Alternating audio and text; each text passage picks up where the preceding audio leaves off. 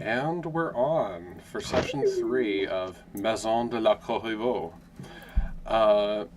We did the update last week off screen to help Kaya out. Hopefully, whoever's watching this watched the last episode because we're not doing it again. So we're going to proceed directly to the collaboration tab. I don't think enough happened last week to change much of this, but it's good to review. Our tone is family saga. We have historical accuracy set at somewhat important.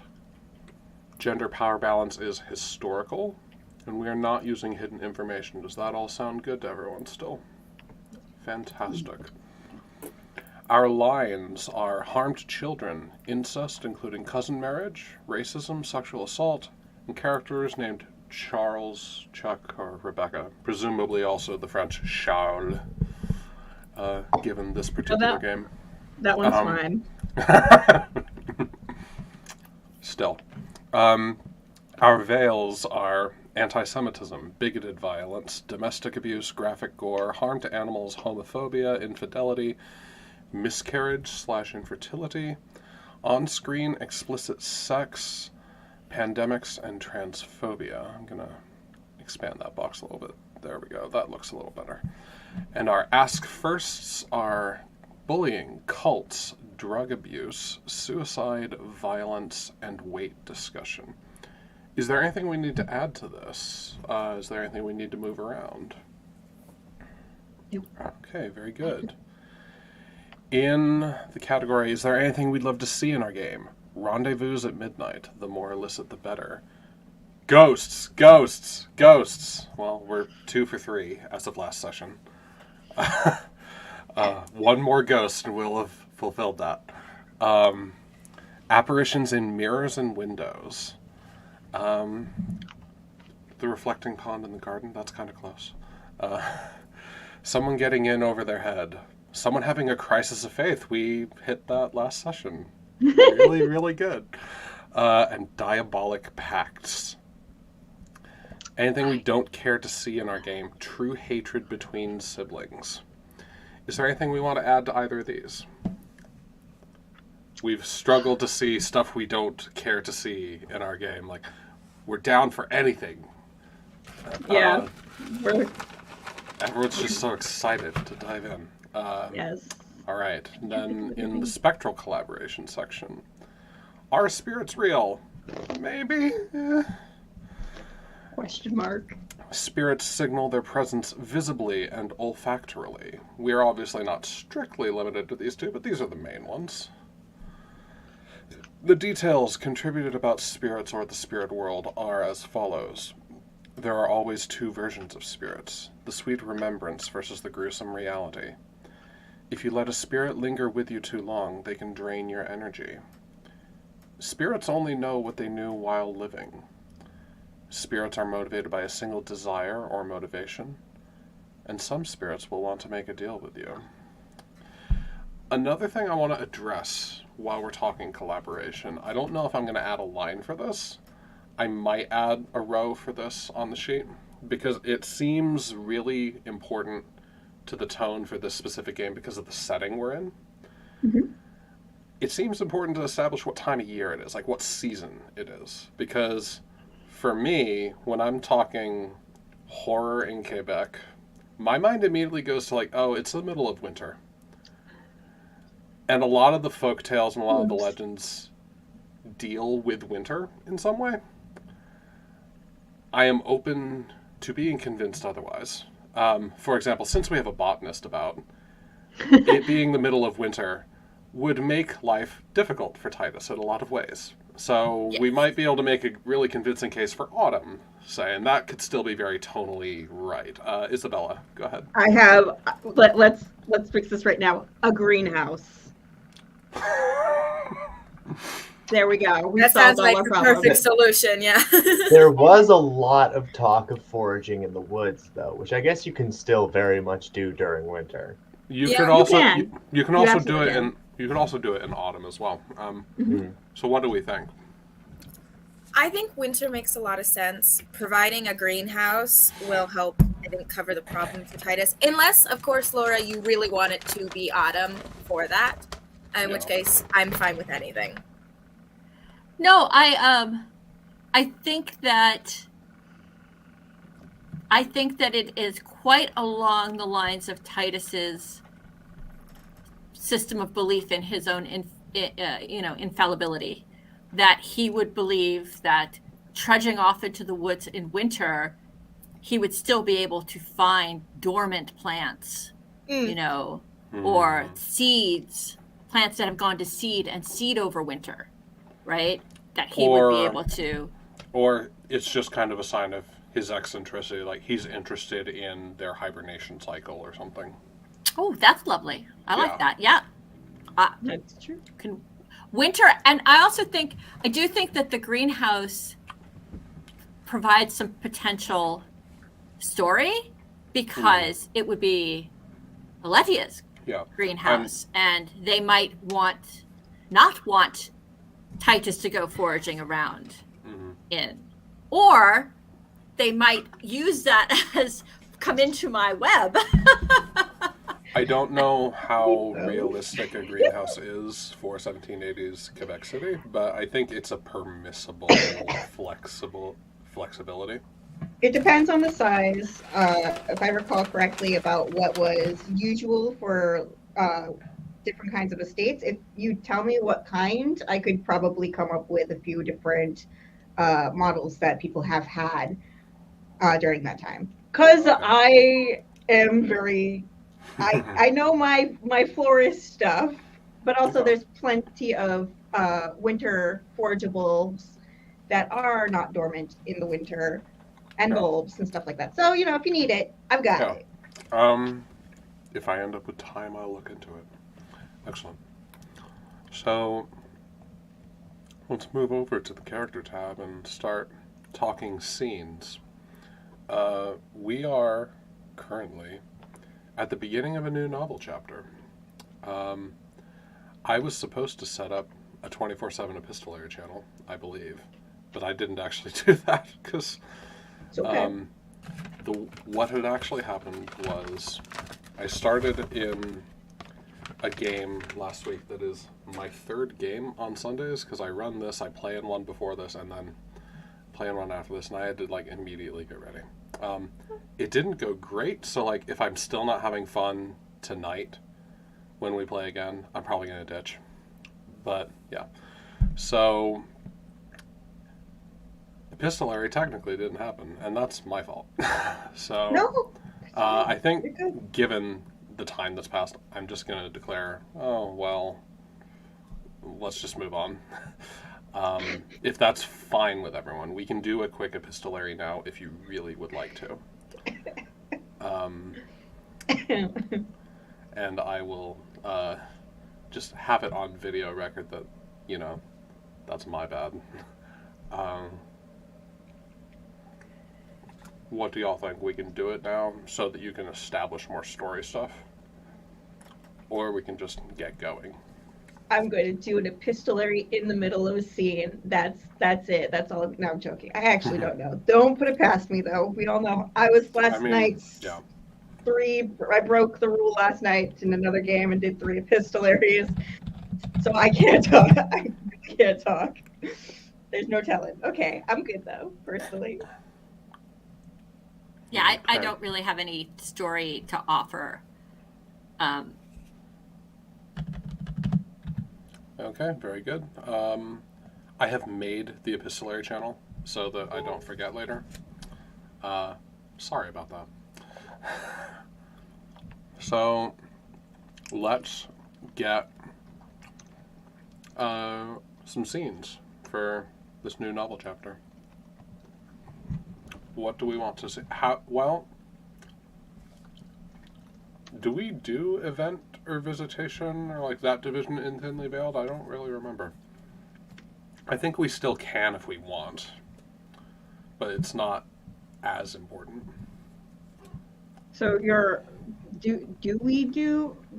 Sorry, can you repeat? Because I was writing in Thinly Veiled, do you still do like event or visitation chapters, or is it all You visitation?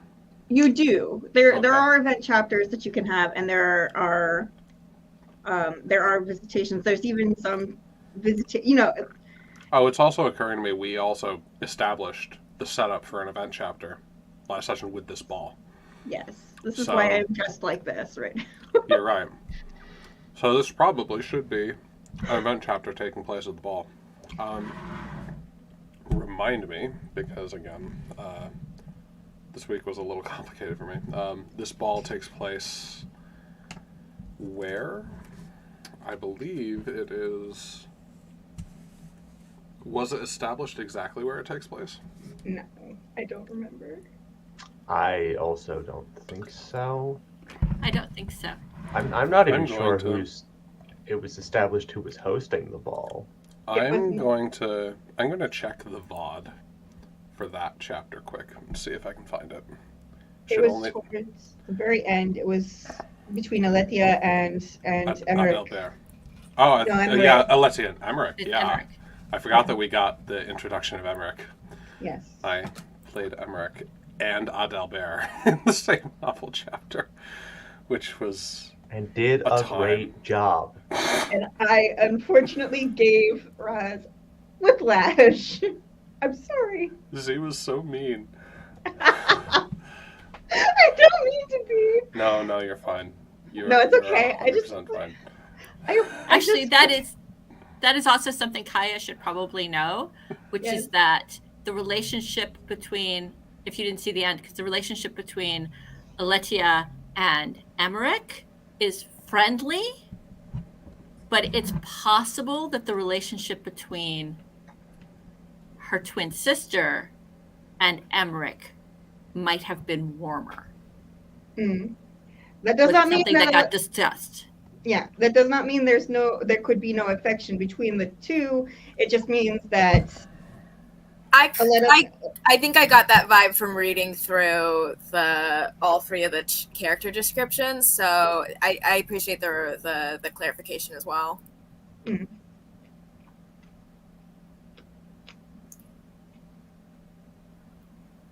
but he's the one who said, "We have a ball.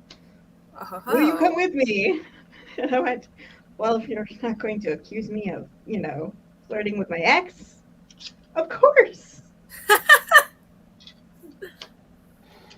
boy. I need to put this away. This was not for the rapes game. Where do I put it? Oh, I don't know. A dagger's always very useful. It is. But I'm a fidgeter. And this, I'm putting it in my sewing drawer. Will it stay there? I don't know. I got it. I found it last night. And that's why. I did also add my second connection because I didn't have it outlined, but I did name her and such. Yay. I've found the scene. I'm just waiting because apparently I paused way too long before saying this thing. Foiled by Raz's own tongue. Yeah, I Shatnered the hell out of this, apparently. So many pauses. This is why I never watch VODs. Shattered.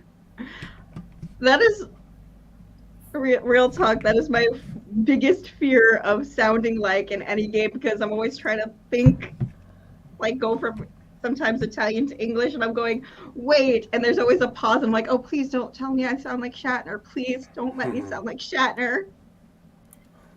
Nothing like Shatner. Nothing like Shatner. Thank you. Counselor Troy, maybe. But... Oh, that's just mean! I meant it in the most positive sense. Purely. Real. Just you wait now. Just you wait. We have scenes here. We have scenes to go through. Raz, yes. No, I love that. Thank you.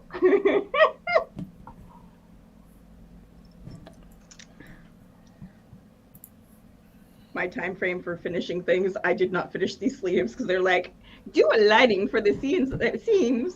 And I went, no, but I'm also not going to finish them either. So they're like, you could see the serger work on it. And I'm just like, yeah. You could tell me that you could show me bits and pieces that it was falling on. I would still think it's the most gorgeous thing I have ever seen, and that you are amazing for having been able to pull that off in a week. I mean, oh my goodness gracious me. I finally found it. I didn't say anything. When I was making this up on the fly, I didn't say anything about where it was or who was holding it, which are like the most important things for a good society ball. But like, hey, this isn't good society. Who cares? This is the veiled society. Yeah. Okay, so I think we can determine that now. We could tie it into some other countries, say like Adalbert's like vineyard, like the Giroux family is having something. So Emmerich's taking me to my out in Ile d'Orléans, because like it's possible that Emmerich. That is why Emmerich was asking you, like, hey, are you still into this guy? Because like his family's hosting a ball, and I want to make sure it's not awkward. I love this. I'm so glad, and I hope it is awkward. Yes, please. Okay, excellent. That's what we'll do then. We're going out to Ile d'Orléans, and you're gonna meet Alphonse Giroux, who is my business-like older brother. Oh my gosh. Yeah, wonderful. Oh my gosh. I'm gonna put Vesperine with immediately. Chris, okay, so What have I seems... missed? Well, we've determined that the ball is being held by the Giroux family out at their vineyard estate in Ile d'Orléans. And like Sure. that's why Emmerich was asking about the rumors of the affair between Adalbert and Aletia. Like, I want you to go with this ball with me, but it's held by his family. Are you going to be weird? Me. As if it's not weird for him to ask her to the ball of the guy she's clearly fucking. You know, he's not weird at all. But what's the phrase? Country boys make do? I believe the phrase is country girls make do. If the I'm Facebook group is There's to a be lot of believed. making do out on the frontier, is what I'm saying. I believe a similar phrase related to city folks just don't get it. You know what? I'm regretting all those rumors I've made. All of them. No, I'm not. I'm not. You don't have to be lonely at vintnersonly.com.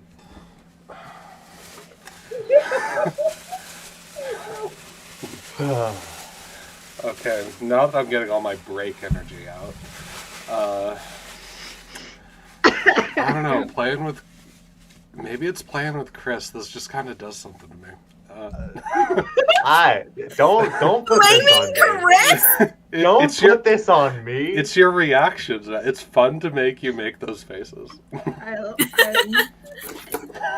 God. Wow, way to blame the victim. Wait, I'm the one getting thrown under the chariot here. Listen, right? Chariots aren't period appropriate. They told Called drama. Anyway, what seeds do we want for this ball? I'm gonna need 30 seconds because I was well. Yeah. laughing too hard. We definitely, I mean, Isabella and I had spoken of it a little bit last time, a possession by one twin sister Oh of the yes, because Aletta wants to dance. other. Aletta wants to dance. I do want to set up where I get to see Aletta dancing and curiously wondering if I'm seeing double or going mad. I love it.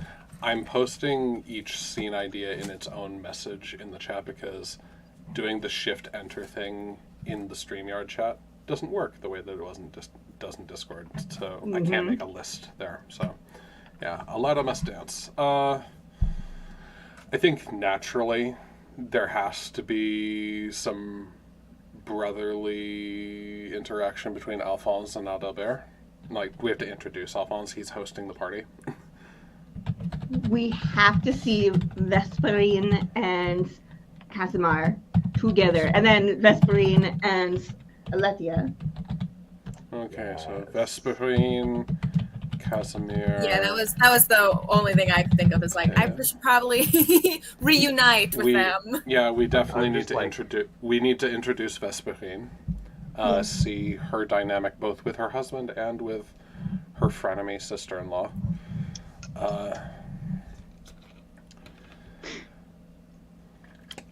Not really sure what Titus would necessarily be up to. He's been hired as a florist, naturally. Well, I was thinking that certainly looking at all the flower arrangements would take up much of his No, time. I think he's taking work as a florist to support his going out in the woods hobby. Like, dude's got to eat. Man cannot live on foraging alone. Well, that is true. ironic. I think that what I think he would want to be doing would be he would want to talk to Alphonse about improving Oh, Ooh. he'd the want soil. he'd want to be patriarchy bros with Alphonse. I think so. Okay, excellent. Okay. Titus, Alphonse, patriarchy bros. Maybe we could loop Adalbert in there if it feels right. Yeah, So Yeah, that's, absolutely. That's a maybe. I think that's a good thing. I think also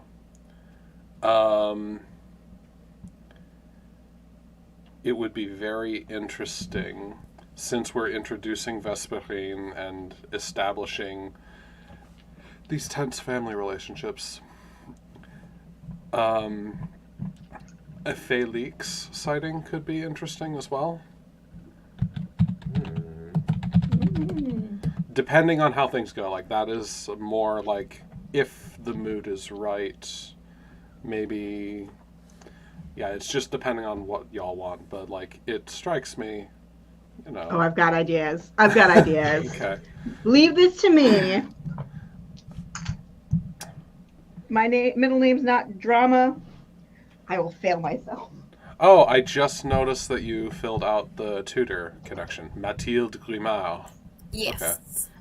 I- We don't have to see her. I just wanted to put her in as a name that can be brought up. You know what I mean? I kind of like the idea that Mathilde has escorted you to this, because, like, you went back to your family estate and she's escorted you back to this ball, because you can't be unaccompanied. Mm-hmm. So I think some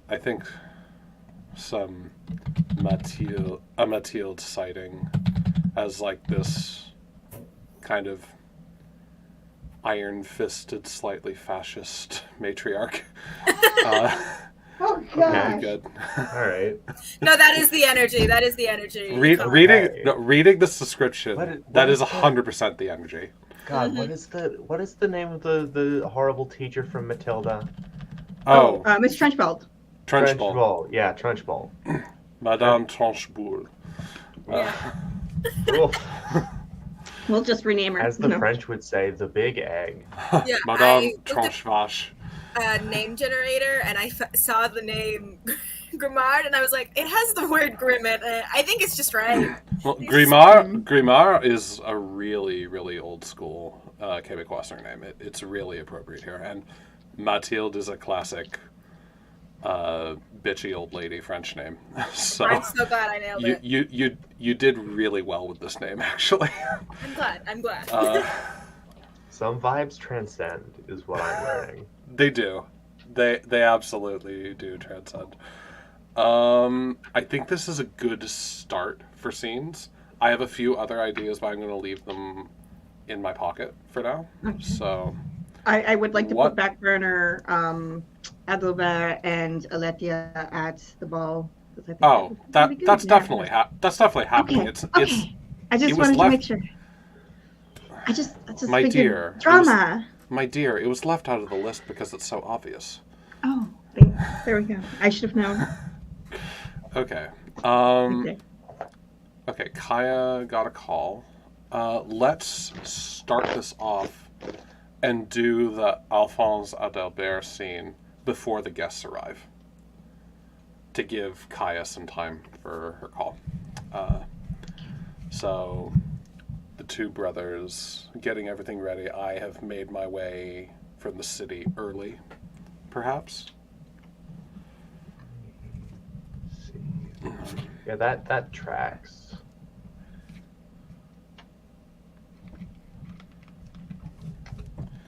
Do you I'm think just gonna ask you point blank, since both characters in this scene would know. Is the rumor that you're funneling church funds into the family vineyard true? Do you want it to be true? I think both are a valid. I think both are interesting possibilities.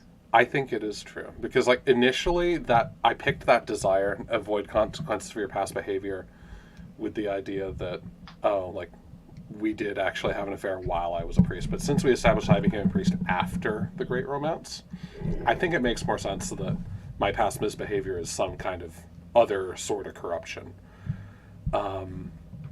So I think it is true.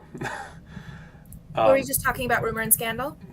We're starting with the Alphonse and Adalbert scene before all the guests arrive. I've made my way from the city early, and Chris asked me point blank, is the rumor that I'm funneling church funds into the vineyard true? Okay. And I was explaining, well, I think it's a good idea for it to be true, because most of the rumors surrounding me have to do with supposed infidelity, breaking of my vows, all that. I think Adalbert is the kind of guy to play up that kind of impropriety and make people think I'm having this torrid affair with Alatia so that people don't look at the actual corruption that I'm doing. Okay. Thank you. I'm so sorry that I got a call. I am. Not that you're not important to me, dear. You're so important to me. I use you to cover up white collar crime. You're my starch. So perfect. You're the starch for my white collar.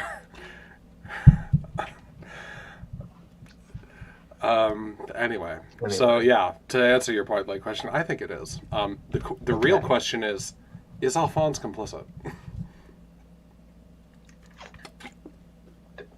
Definitely.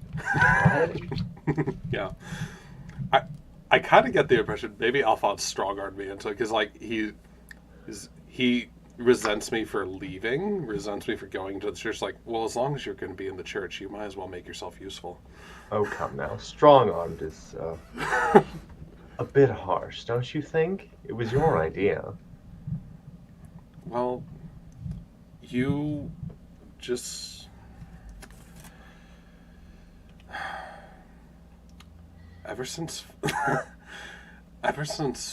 Father died, you have been talking so much about me contributing and me being useful to the business, and my options are limited, dear brother. Well, I think you're doing more than enough. Wonderful. Another thing I think we need to establish out of character, is this party my idea or your idea? Like, whose party is this? I don't know. Who do you think is trying to benefit more reputation-wise? I'm the socialite.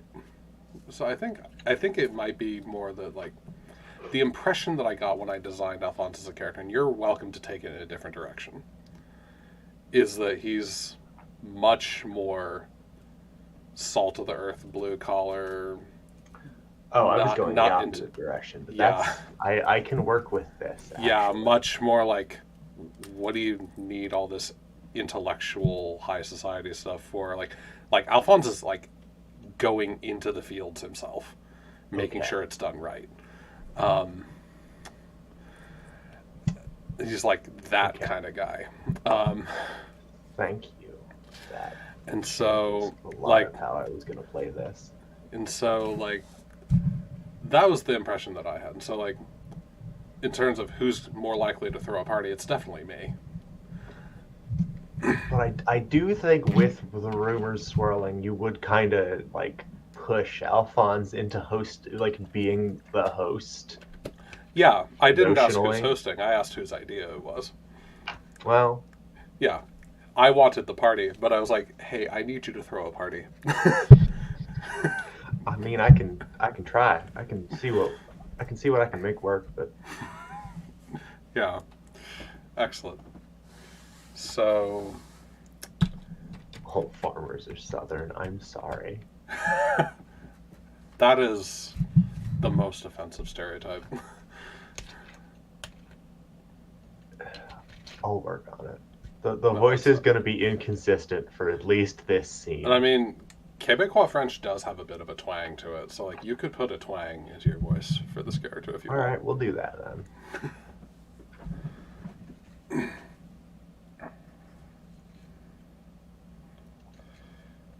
Well, All right, everything seems to be coming along nicely. Yep. Did it just like you said. You've outdone yourself. I'm very impressed. Well, I got some help with the flowers and things, but you know, I remember how Dad used to do it. I remember I was born in the same society you were. Yeah. We're not so different. No, not at all. Just, it's been a while, you know. I wanted to make sure that I was helpful in the ways that I need to be helpful. I do have a friend coming who is probably going to want to speak to you at length about the flowers. Be ready for that. You really mean that? Yes. He's quite enamored by them. I look forward to it. Is there anything you need from me? I hope that we'll be having guests arriving soon. Nothing at the minute, but stand by. Delbert just nods as he takes a sip of wine. I will Still say, his nerves. try your best to stay away from that Corriveau belle. People are talking. It's just not a great look.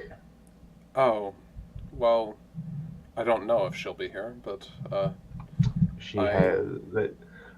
Both of Le Madames Corriveau have RSVP'd. I'm not sure which one the rumors are swirling around, but keep clear.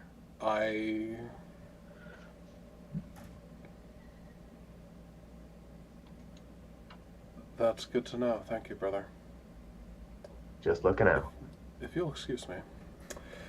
Then Adelbert just kind of slinks away. All right. I think it would be good to do an arrival scene with Vesperine and Casimir. Oh boy. Okay. Well, actually, no. We had established that Vesperine is arriving separately with Mathilde. So let's do an arrival scene with Casimir and Aletia. And then loop in Vesperine and Mathilde. Would Aletia Right. not be on Emmerich's arm? Oh, you're right. I would be on Emmerich's arm. That's Yeah, true. so let's do those three. Emmerich, Aletia, Casimir. So that means. Yeah. Sorry, I was so traumatized by watching myself play that character, I forgot him completely. If I may, just a clarification question: did we ever establish what Casimir and Emmerich's relationship was in terms of like, are they on good terms, or They do have they not- not know each other? We They have have not not met on on screen. They've not Okay. met on screen. They have not really... That relationship has not been discussed at all. What Okay, type cool. of relationship would you like for Emmerich with Casimir? I was just asking because from what I was reading through Emmerich's little bio that you wrote, it sounded like he has known Alethea for when they were children. Mhm. So I was just wondering if that relationship had been reached out to Casimir. It can if you want, but I was thinking that if it's anything, unless you want to correct it, you absolutely can. It's that Emmerich is like in a distant acquaintanceship of the family, because like it's not like Aletia or Aletta were playing with Emmerich, like playing. Yes. You know, it's more like Aletia and Aletta both decided to drag this poor sweet man through the woods, maybe seduce him, and then leave him there on the mountainside. You know. Mm-hmm. Yes. Okay, this makes sense. Standing by this characterization. No, I understand it. I understand. But it could be amicable between the two of you if you want. Yeah, I don't think it's negative. I just wanted to ask if there was any background to knowing each other, and it sounds like we know each other's names, we know each other's existence. We've been attending the same parties since we were children. Yeah, so we're good, but we're probably you two might have a better relationship than the other, to be honest. So, that's up to you two. All right. Okay. I think I'm good to go then. Oh, boy. So if we're talking the three of us arriving at the ball, sorry, my brain exploded. Is it the Corriveau carriage cart whatsoever that we're all coming in? Yes. Sure. I don't know. You have to come to us, so you come to us that's what I was in your own thinking. carriage. We'll get it. We'll hop in your carriage. We're in your carriage. Got it. Yeah. So, all right, I'm gonna drink water just so my brain boots up. Oh. Please do hydrate. All right.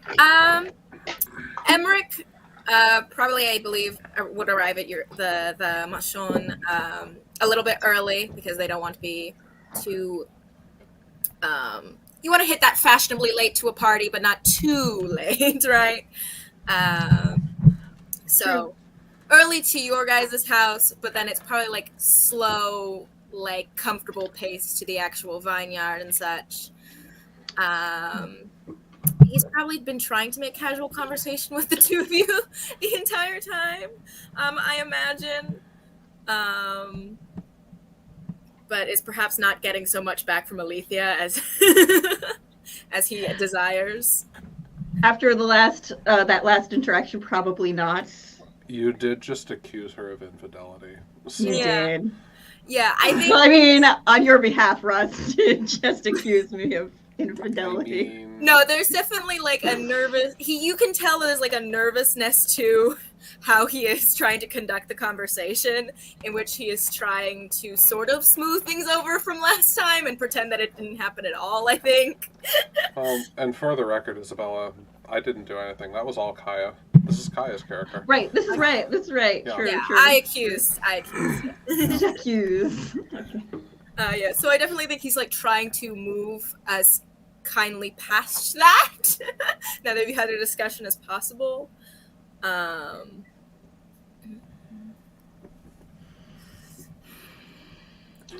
little detail that I had mentioned about Emmerich, I don't know if this is important to you, is that he always smells slightly floral because of the distillery, like smells slightly of gin in a good way. Mm-hmm. Like really piney and kind of like juniper berries. No, I will mark that down. Mark Yes. notes. It'll be good if he gets killed, Oh yeah, because spirits appear olfactorily. Yeah, exactly.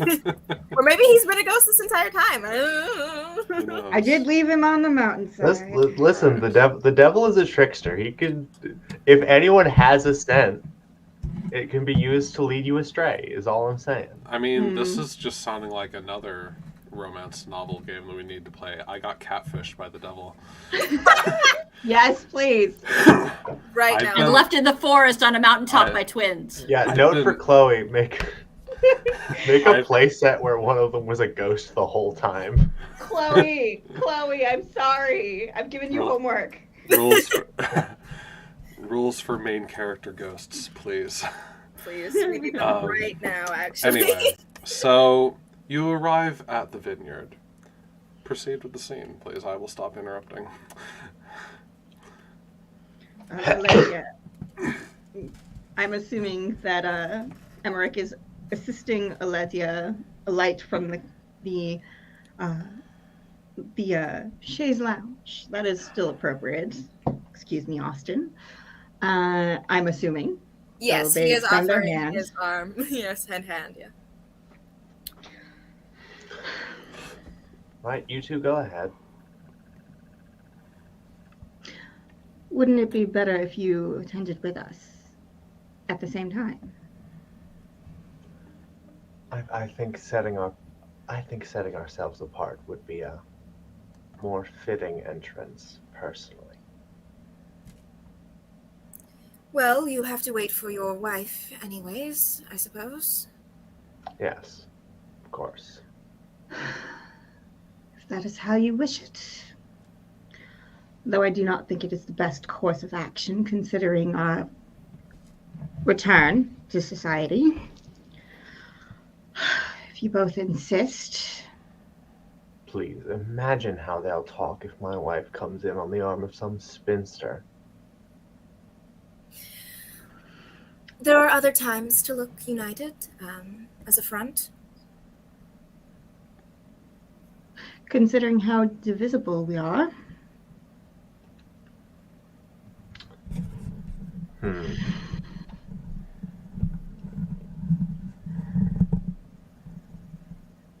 It is cold.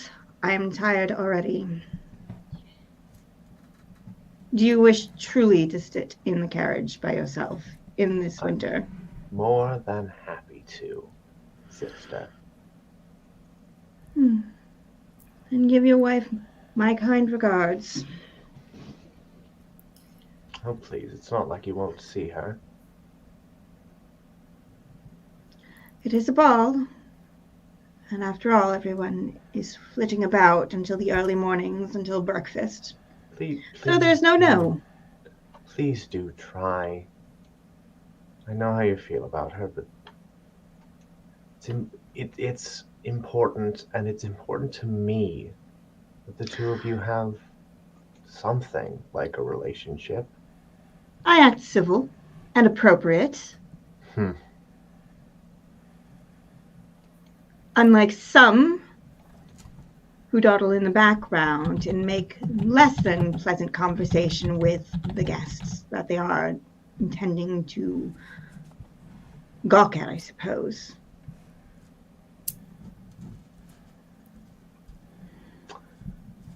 I'm going to very deliberately misunderstand your meaning and say that yes, you are the picture of grace. Now, present that picture to the world.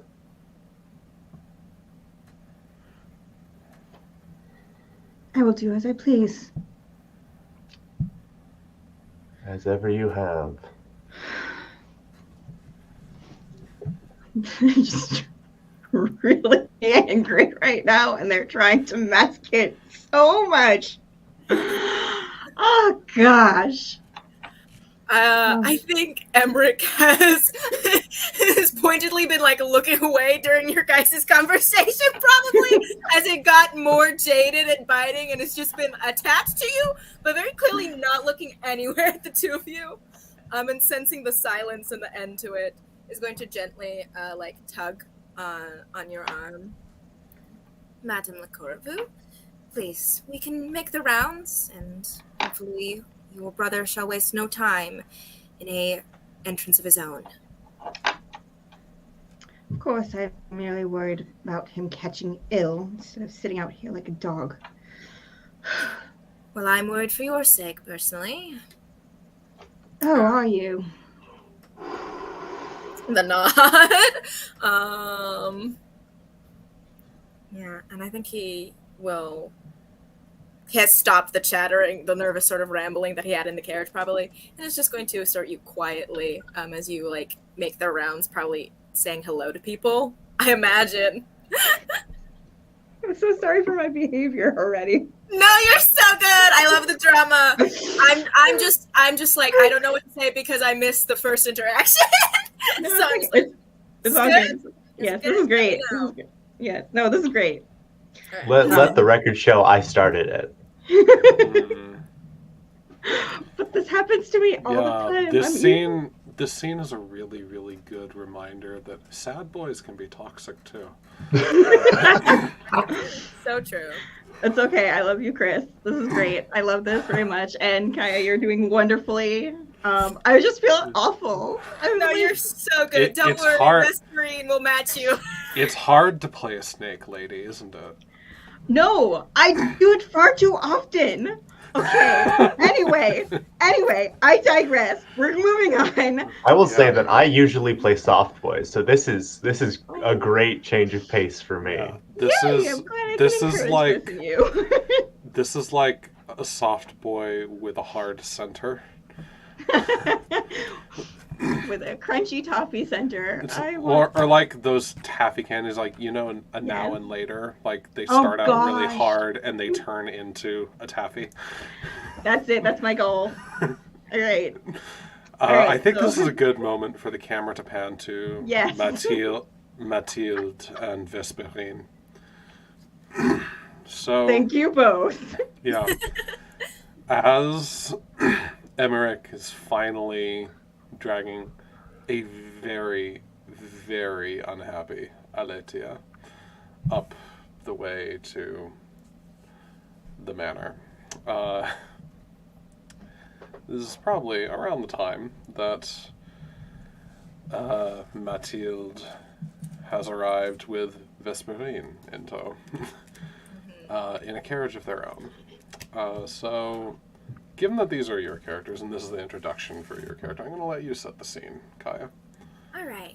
Just as a short description for Vesperine, how I imagine her is she does dress. She does dress as like the proper lady of the time, except for if you look carefully, I think you'd notice that she is more muscular than a lady perhaps should be, and her hair is not. Her hair is always kind of messy outdoors womansy. It's probably gathered neatly for today since they are at a ball, but typically she does not have it up like in a hairdo or with her hat or accessories that she is supposed to. She kind of just always has it all over the place when she's in private. She's a scandalous girl. But yeah, setting the scene, it was kind of established in your guys' session. She was moving things from probably wherever her and Casimir were waiting previously, and she got kind of stopped along the way. But they finally finished that task. She had been escorted by her tutor the entire time. And I think it's been like an ongoing series of lectures these past few days that they've done. And Vesperine has tuned every single one of them out. It's been constantly like, you need to fix this, you need to fix this, you need to do this. And she's just been la-di-da-di-da, we're moving the stuff into this house, and then I have a party to go to, and this old woman just keeps bothering me. But it's fine, we're here now. And so as they arrive in the carriage, I assume it's at the tail end of another like etiquette lesson where Vesperine has been politely nodding along, but not listening to a single word. All right.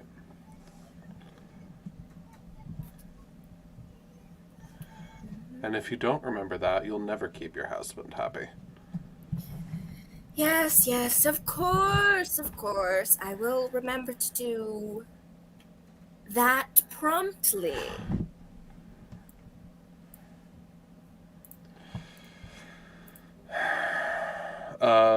Mathilde just kind of looks down a very ornithological pair of spectacles at Vesperine and glowers in a way that you're familiar with, but also starting to kind of forget because it's blending into the scenery. Yes, well, I'm looking forward to meeting this Casimir le Corriveau. It's been some time that you were married, and conveniently, he never seems to be around when you're in my charge, madame. Well, my husband is a very busy man, a lot of business to attend to, and social activities to integrate himself in. But, I assume he is waiting for me, and of course you, before fully going inside the vineyard. So, can't escape you this time. Naturally. I do hope that your little spat with sister-in-law from the New Year's gala is not repeated tonight. Oh, me and Alethea get along just darlingly now, don't you worry. I'm sure she'll be joyous to see me again. After all, we will now be sharing a house. Your use of the word darlingly grows distressingly flexible by the day, madame.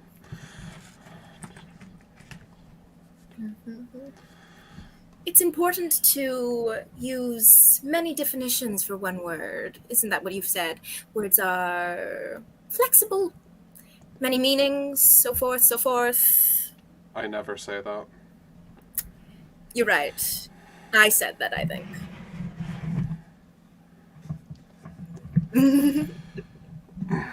Yes, well, it appears we're here. Would you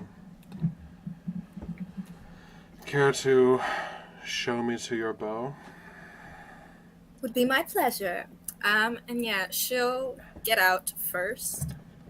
I think there's room for some. Okay, For so here's for how Chlo- I for- think for I Chlo- want this to be. For Chloe's benefit, something in the private chat has been suggested that could be very, very funny, even though this isn't a farce game. I think we might still be able to arrange something like that. We'll see what happens. Isabella, you are muted. I know you're saying something. No, I know. I tend to just keep talking when I'm muted, and I intended, but I was just like, I'm joking. Oh my gosh! But yes. It's too good not to do, actually. I think this is a very good thing to do, since we've established that Casimir is not inside. Mm-hmm. It would be very, very funny, and so we're gonna do it. And I'm not saying what it is, because I want to keep the tension, the surprise up for Chloe when they decide to watch this. So,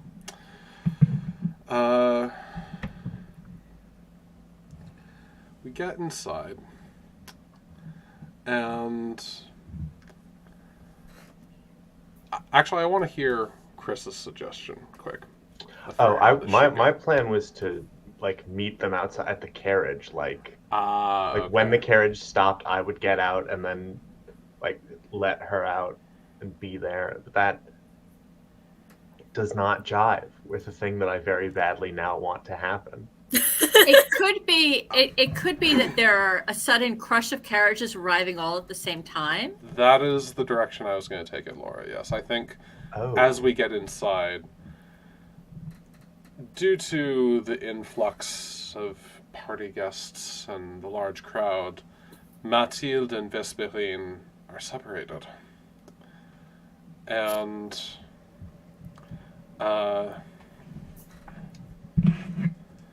I think this is a funny way for it to happen.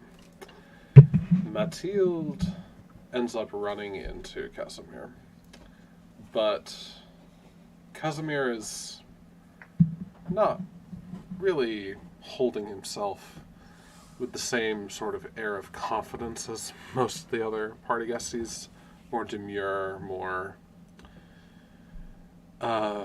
understated. And yes, Isabella, you're suggesting the same thing I was thinking. So, I think this happens by the door. Vesperine kind of gets swept further inside, but Mathilde is still kind of at the door waiting to be shown in. So,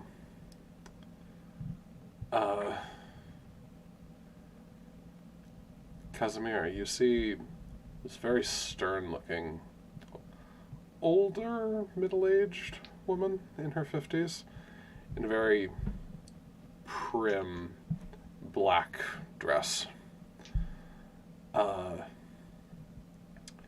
She just kind of looks down her nose at you and says, "So I seem to have been separated from my charge. Can you help me find her, boy?" Well, Madame Glimard, I presume. As it happens, I was hoping to meet my wife outside. And it seems that in all this confusion, we've both misplaced her. Well, if you're waiting for your wife, I don't want to keep you from that. I shall simply go inside and find You Vesperine misunderstand me. myself. You misunderstand me. I am Casimir Le Corriveau.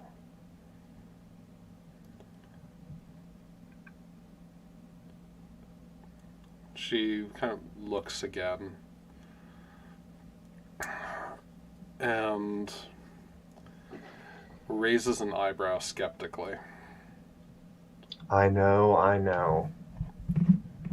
Untraditional, right? But the people do love to talk, and I like to give them something to talk about.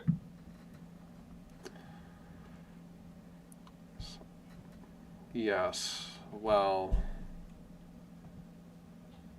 Madame has plenty that is the subject of gossip already, don't you think? I've actually not heard anything with her name attached this season. It's really quite a remarkable thing. You've done well, I should say. If you are who you say you are. Regardless of who I am, Madame, I would be remiss to leave you out in the cold. So, would you care to accompany me inside so we can look for our shared charge together? Very well. I think this is a good moment for the camera to pan to Vesperine, who has ended up briefly by herself, but then runs into someone equally alone and out of place at this function. A certain Titus Smythe. Mademoiselle, if I may say, your dress is so extraordinary. I have never seen daisies of exactly that coloration sewn before upon a dress. Tell me, are they based on a local flower, perhaps? Vesperine, I think for a second blinks like, wow, this is over enthusiastic. But then she'll give like a charming smile and sort of just like brushes like the dust off, the imaginary dust off her dress. Unfortunately, I don't know much about where these daisies are based off of, but I can certainly talk to whoever designed the dress for me if you wish. That would be extraordinarily kind of you. I am on a quest, if you will, to find new flowers, yet unnamed plants in this beautiful wilderness, this vast, uncharted territory that is Quebec City and its environs. I must say that is quite a bold choice to make in the mists of winter. But perhaps that is the best way to find things that have not been discovered yet. Thank you. Yes, I see you appreciate my thought, my thinking behind this. I feel that sometimes too many leaves really get in the way of finding the extraordinarily small things, the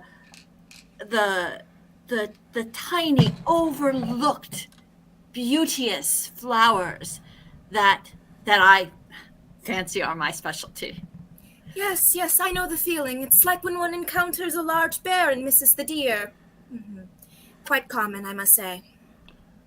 I shall have to recall that there are bears around here. That is excellent information. Speaking of small beauties, Madame, surely you are not unaccompanied at this event. I think this is a good moment for introductions to be interrupted by Vesperine about to respond, and I'll pay a facilitator resolve token for this. Vesperine is about to respond when she hears just a cold, biting bark, just Vesperine, like, how dare you leave me behind, sort of thing, coming from Mathilde. The sort of thing that gets right to the core of your body from an authority figure. Makes you immediately turn around. Yeah.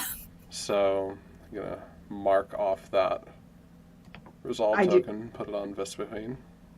Oh, I do also. Something? No, I do.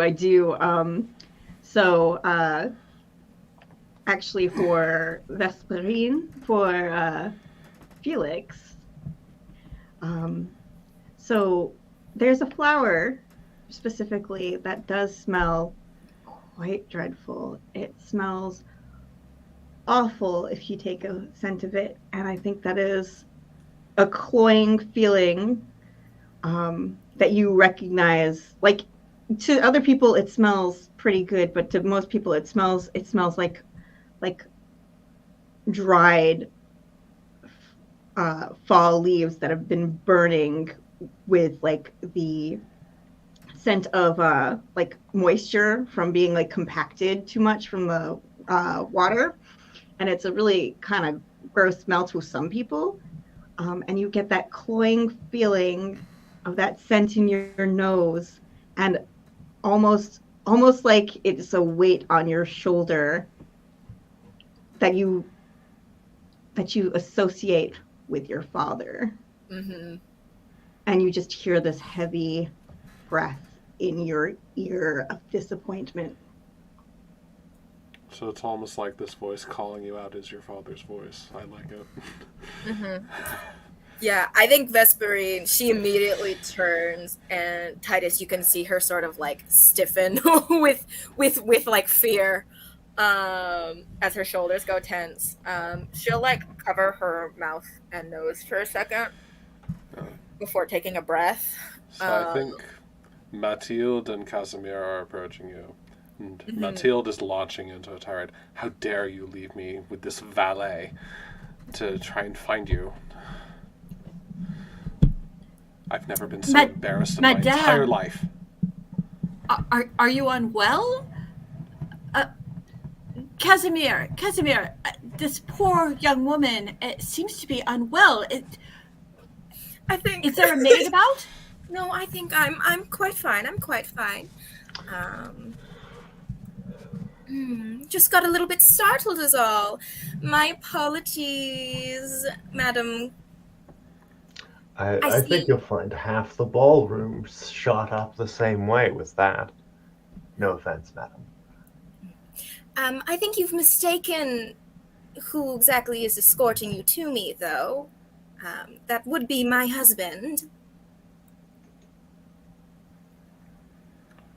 I think Mathilde's eyes narrow first at Vesperine and then over to Casimir, who is, I assume, dressed to work in a vineyard, not dressed to attend a party at a vineyard. Huh? I don't know. Maybe not. Maybe not quite that badly, but like just dressed in a way that's just like on a certain level, it made sense for her to make this swap because of the way he was carrying himself, and I don't know. I think it's more that he's wearing like a sort of heavier suit, like it. Okay. It's less than fashionable, but it is much warmer. I see. Okay, well, yeah, her eyes are narrowing with contempt for the both of you. As she looks between the two of you, she is turning a magnificent shade of mauve, but says nothing, as she just very quietly glides away now that she's left you with your husband. Her work is done. But she will remember this. I think Vesperine watches her silently and then laughs into her hand as she adjusts Casimir's suit for him. She does kind of whisper an apology to Casimir as she passes, and then whispers to Vesperine, "I will not soon forget this embarrassment, madame." And then she just kind of leaves with her head held high to enjoy the party on her own terms, because she's not in charge of you anymore. I think perhaps I may have extra homework for the next few weeks. She is a terror. Truly. You're the one who hired me for her, dear. She'll turn back around to Titus. My apologies. I am Vesperine de la Corriveau, and this is my husband, Casimir, although you seem to have said his name earlier already. Oh, yes, we are old and very close friends. Yes, Casimir, so great to see you. I am delighted to meet your wonderful lady. Truly an orchid. Thank you. That is quite the introduction. I must apologize for when last we met, but you seem in high spirits, and I wouldn't want to ruin to leave you away from the party. Not at all. If you'd be kind enough to introduce me to your wife, though, Of course. May I present le Madame Vesperine le Corriveau. She'll curtsy. My wonderful wife.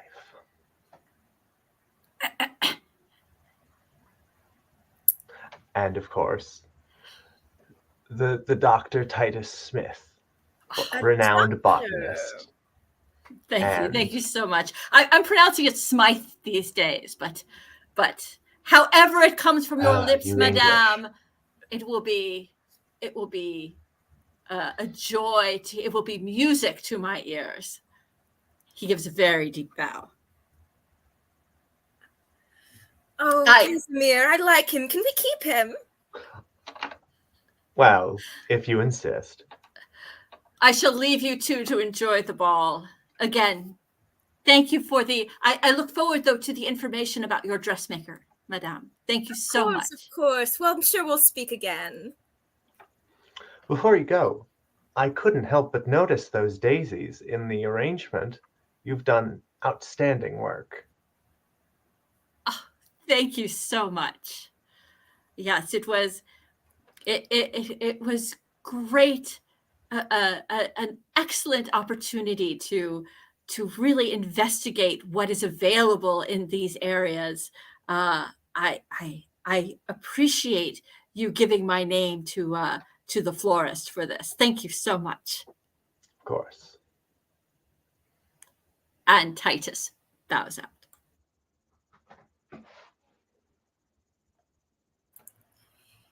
I think it's time we find your sister, yes? Oh, what's the hurry? we ought to be seen together. Indeed. And God, I might even... Don't tell anyone I said this, but I think I might want to enjoy the party. She gives a little mock gasp. And she'll attach herself to his arm before he even offers it, I think. Well, who am I to stand in the way of that? Right. Shall we dance? Yes. I've things to tell you about the apartment while we do. Of course. And yeah, I guess they skedaddle off to go dance.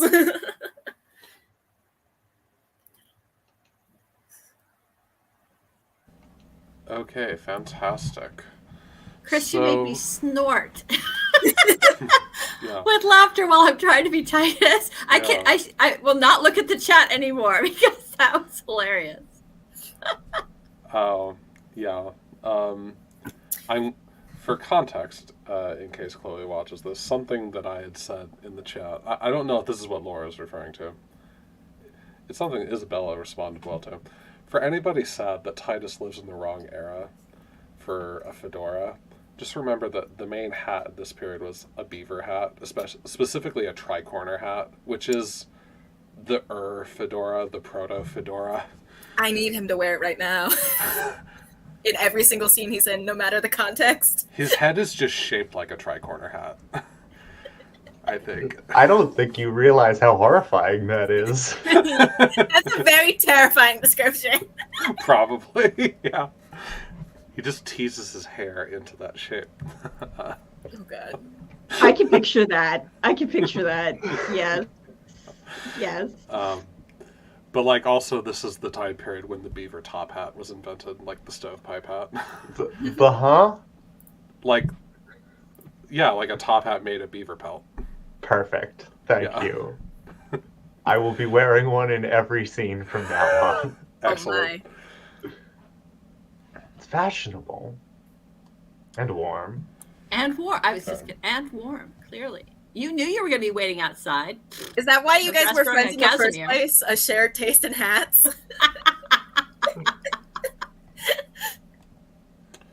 All right. Just a second.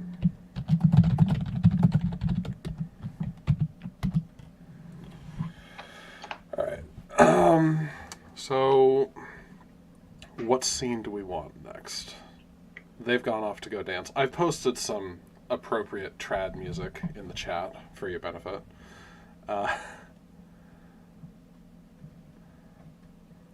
The animation is depicting something from like the late 19th century, but you get it. I'm glad Isabella's enjoying it. Yeah. That is supposed to be a wedding in the animation, but yeah.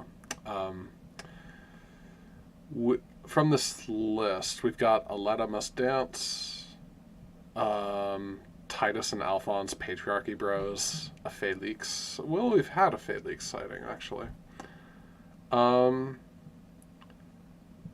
think it would be interesting if we did our obvious unspoken entry on the list, which is Adalbert and Aletia.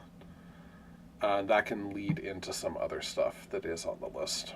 I think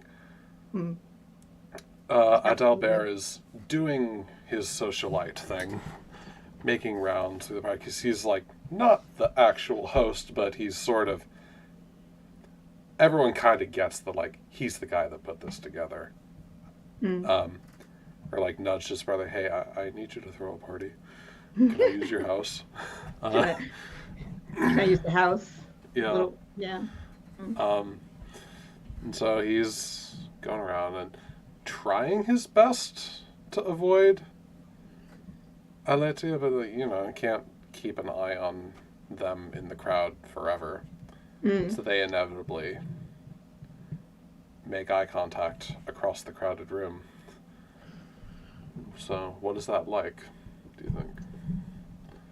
So I feel like Aletia would be standing, just having disengaged from someone else, because your dance card must be rotated at all times. and you cannot dance with one person at, and they're standing and waiting, and they look at you. Mm-hmm. They're not going to move towards you. Lydia always expects everyone to come to them. I will compel you with a resolve token if I must. I think it is more interesting, actually, if this is the moment when Aletta gets to dance. Oh.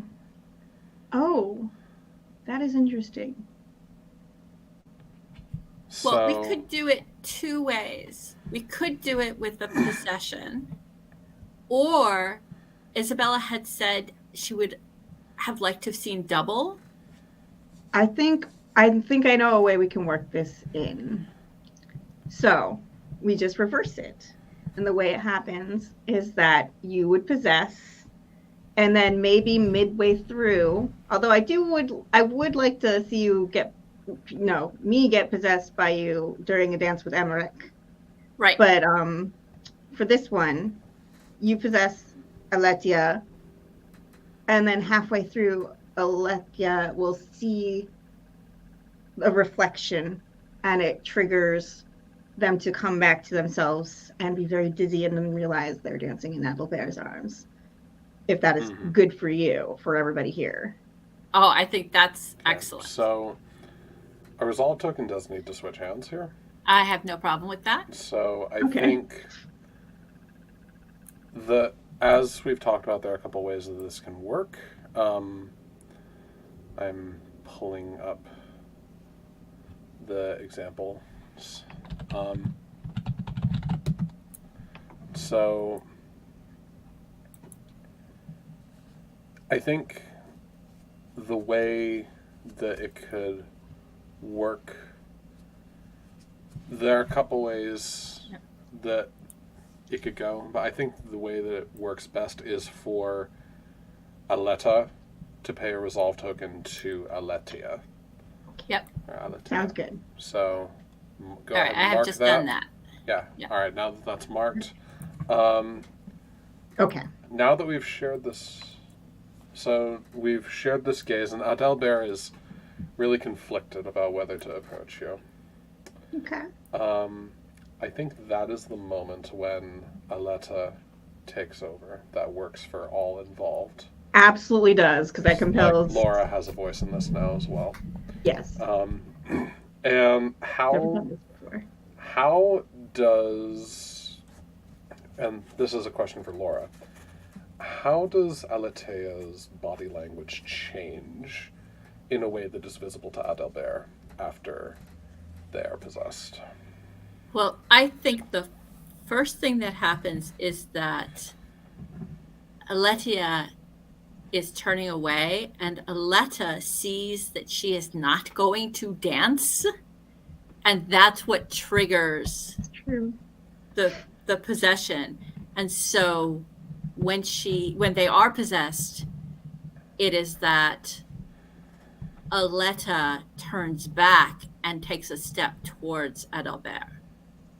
Okay, so Adelbert had started to turn away as well, but then was going to look back in kind of like that really romantic, longingly sort of way, but then looks back and sees that he's being approached. So it's Right. a little surprised and has to quickly find a place to put down his drink.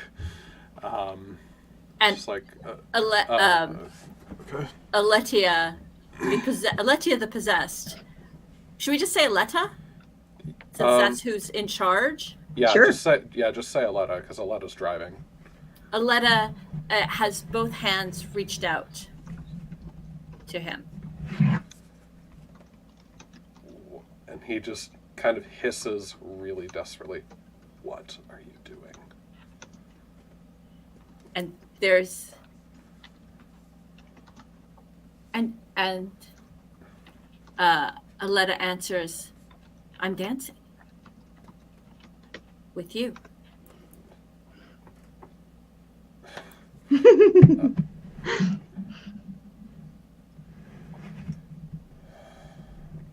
There's a beat where Adelbert is more shaken than he usually allows himself to let on. Because this is a real fucking surprise based on our last interaction. But I think he gives in and dances with her, which, like, even if there wasn't the history between the two of us, I'm not supposed to do this as a priest. It's just like,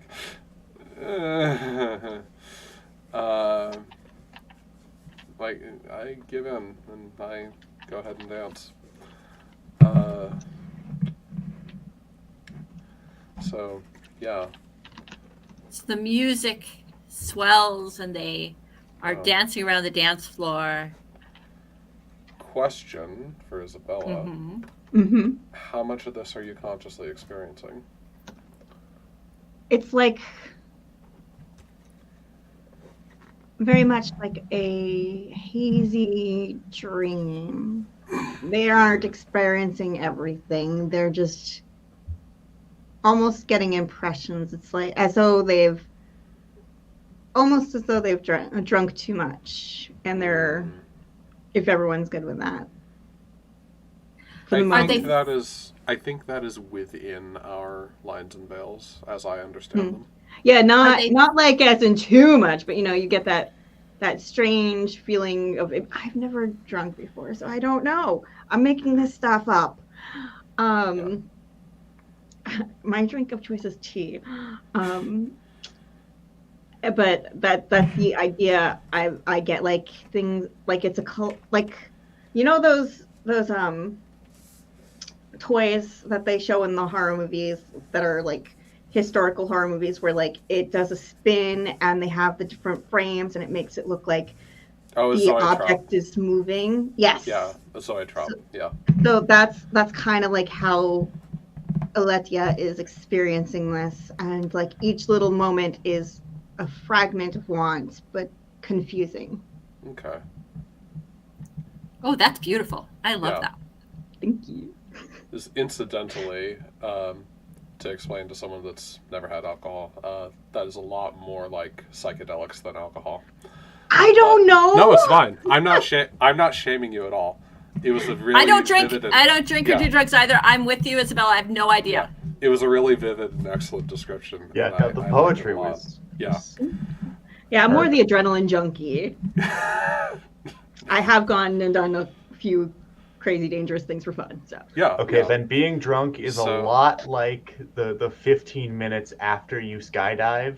Yeah, it's okay. it's a lot like when your body comes That- down from yeah. adrenaline, okay, I get you now. because it's a depressant. So yeah, Makes sense.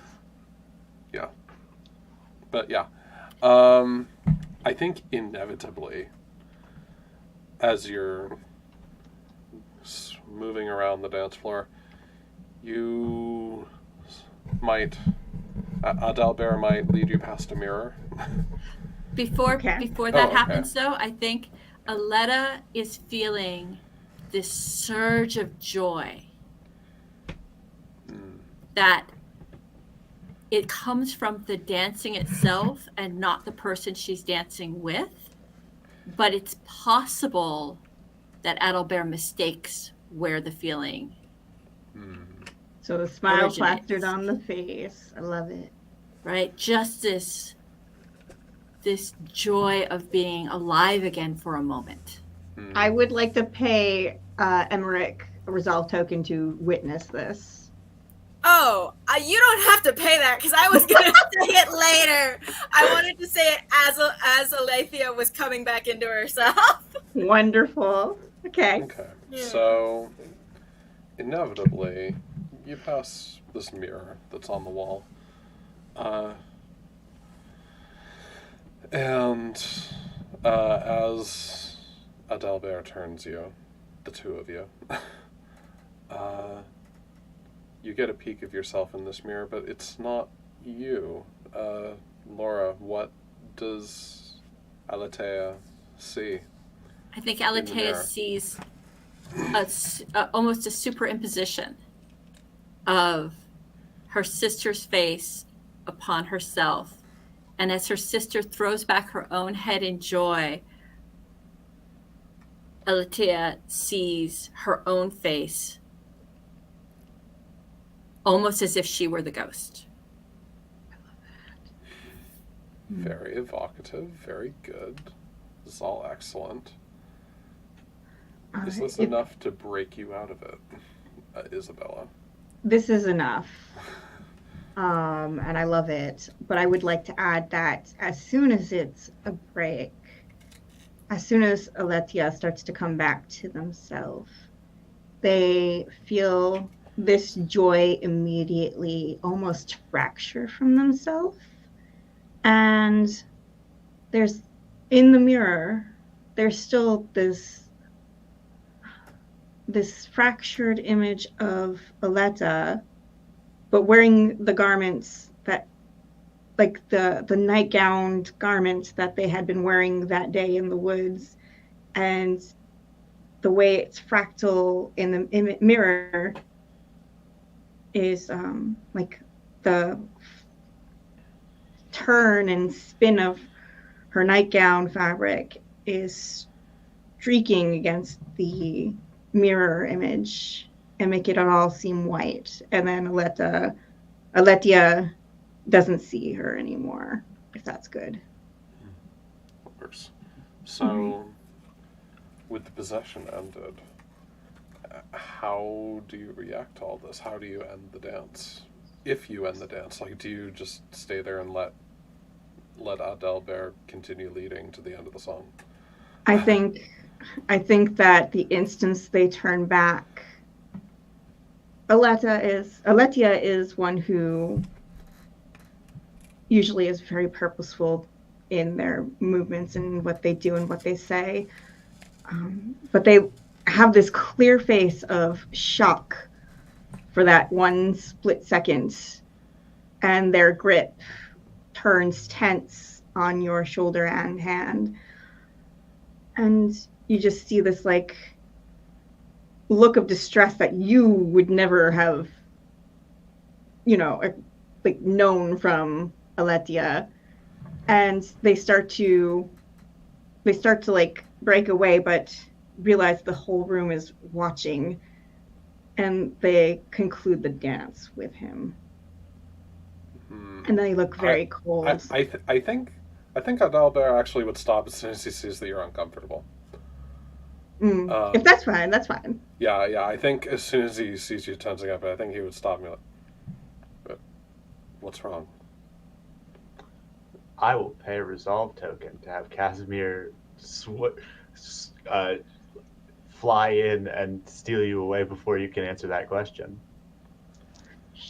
I'm good with that. If everybody's good with fine. that. Kill the drama. Oh, you can you can get your last word in. I would love a last word in. Yeah, I'm fine letting the scene go a little bit, but the point is that I want a scene with Aletia and Casimir immediately. Yeah. And well, Okay. I just have a very short description of what Alethea sees from Emmerich before going into that, I think. So finish that last second, and then I'll do the description of Emmerich. Okay. I feel as though I've flown out of myself just now. Perhaps you should find someplace more quiet to sit down and collect yourself. And they're looking around. See, no, I must be seen. And you, as you're looking around, sorry, I didn't want to interrupt your speech, but as you are throwing your glance around and sort of mumbling off in your panic and discomfort, we'll catch sight of Emmerich behind Adalbert's back.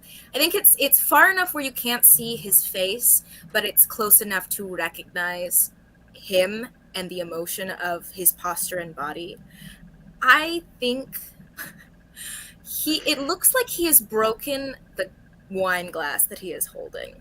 You do not know if it was he dropped it and managed to pick part of it up already as servants around like scatter to wipe up the mess, or if he crushed it in his grasp. You cannot see if he is angry or if he is sorrowful, but I think in that moment is as a recognition of, Oh, he was watching you and Adelbear the entire time. And he is not happy. This is probably a good time for Casimir to swoop in, thanks to that resolve token. Did you mark that? Oh, let me. Okay. I knew I was scrolling around for something. Isabella establishing herself early as the token hoarder. Oof. Every game.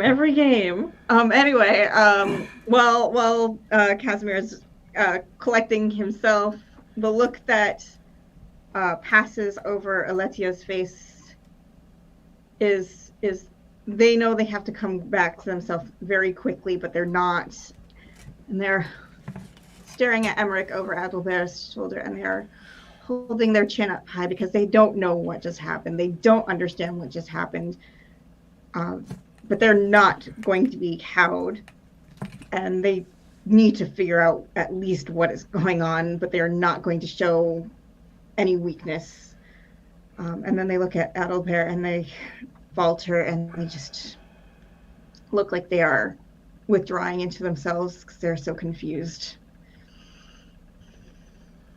And then you can swoop in. I kind of like the image of Casimir swooping in right as Adalbert is starting to put his hand on their shoulder, and Casimir kind of pushes my hand away. Like, you've done enough. If that works for you. Oh, absolutely. This is 100%. Like, this is the most, like, protective I think we've seen Casimir. Aww. I love how much we're all hands here. Question for Chris. Yes. How's Casimir's beard looking? I don't know what you mean. I'm hinting in like is this stressful enough to push him toward a transformation? Oh, this beard. You're talking like about protectiveness and like get away from this person that I love. I don't know. I was reading the Garou more as like a spirit of debauchery, like it's less it's like when he starts to fall off the wagon, then starts creeping in. That's an interesting take. I like that. Okay. All right. So after this, when he has a glass of wine to cool off, then the beard gets a little scruffier. Okay. Yeah. Just the talk of like, oh, I have to protect the ones that I love, get away from her. It's all a little bit Twilighty, Listen, in a good way, in the best way. You told me Gothic family drama, yes, and I understood the assignment. Again, these are not bad descriptors. These are just descriptors that I know that people watching this will understand.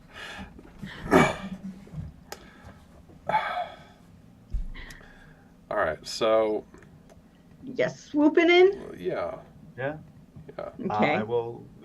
I guess like while leading you away from the crowd, probably for a brief second, share a look with Alphonse, and he'll like sort of motion me to a quieter like off room somewhere.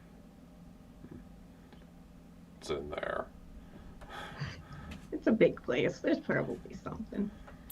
I think probably Vesperine, if anyone. Because she's been following around Casimir, so maybe she was keeping one of the rooms quiet or something. I don't know. I thought you'd be upset if I just like dropped everything. But oh well, if you want to help out, I will absolutely take the help. Yeah. No, I think she would. She would. I think she would. Vesperine's whole thing is your secrets are now my secrets, which means I'm on them. Okay. Yeah. So if you communicated like, "Hey, I gotta go rescue my sister," she immediately was like, "Peace out. I'm gonna go get us a room." Great. Perfect. All right. So I love my wife. Next question. How does this So let's see this scene between Aletheia and Casimir. Quick. Sister, are you all right? You look pale. It's just a light. That's all. You didn't seem to be dancing like yourself. What's that supposed to mean?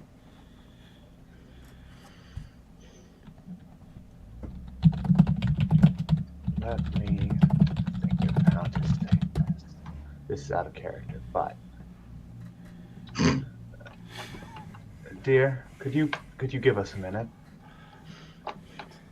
Yeah, Aletia has like looked at Vesperine like, what are you doing here? I do not want you here. I do not want to be here in the first place.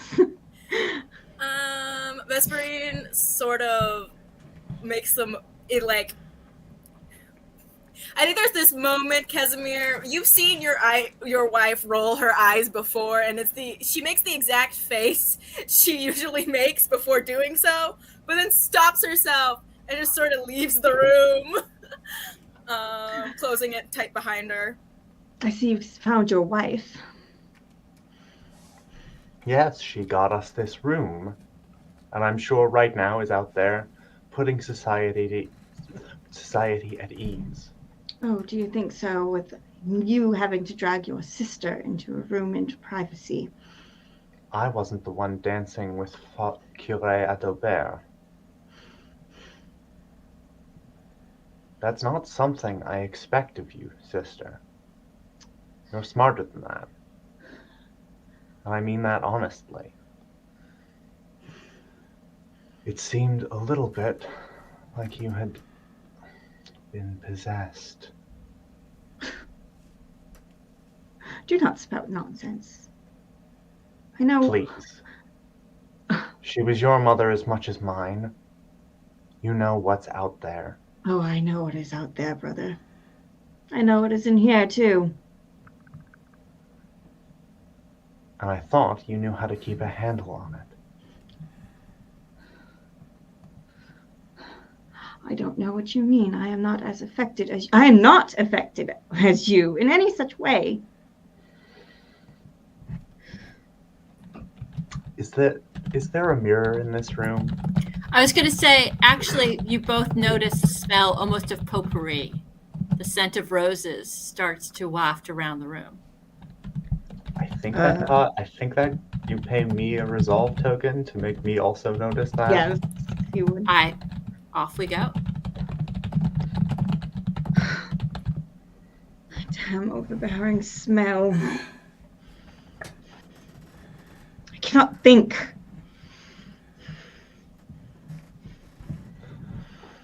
I knew it.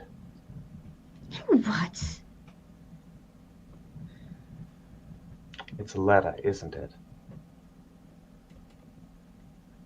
What about Letta? She's dead. She's with you.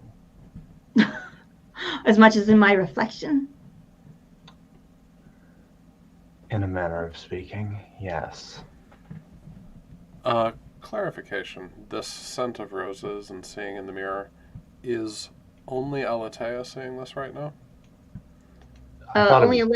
I'm not seeing anything yet in the mirror yet. We're only got the potpourri smell, and Okay. both of us We have smell this smell of roses, and both of them are smelling it. And I gave Casimir a token. Okay. We're good. I was just trying to keep track of the tokens. That's all. Sorry to interrupt. Yep. Go ahead. That's good. Oh, yeah. Thank you for always asking for clarification. That's good.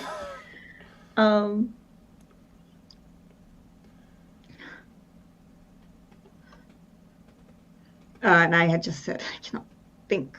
Or did you just say she's with you? And I said, in as much as in image or as much as in reflection? In your reflection, I think, which is what caused Roz's confusion. Gotcha. Yeah. Okay.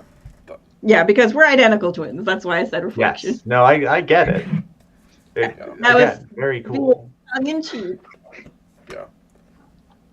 Moving on. Moving on. Um, is there anything more you want from that scene? It I sounded think I'm unfinished. just. I think I'm going to give you a rosary. Okay. And Alethea is going to look at it like, what on earth are you doing? What are you. Stay in Seriously. here. Collect yourself.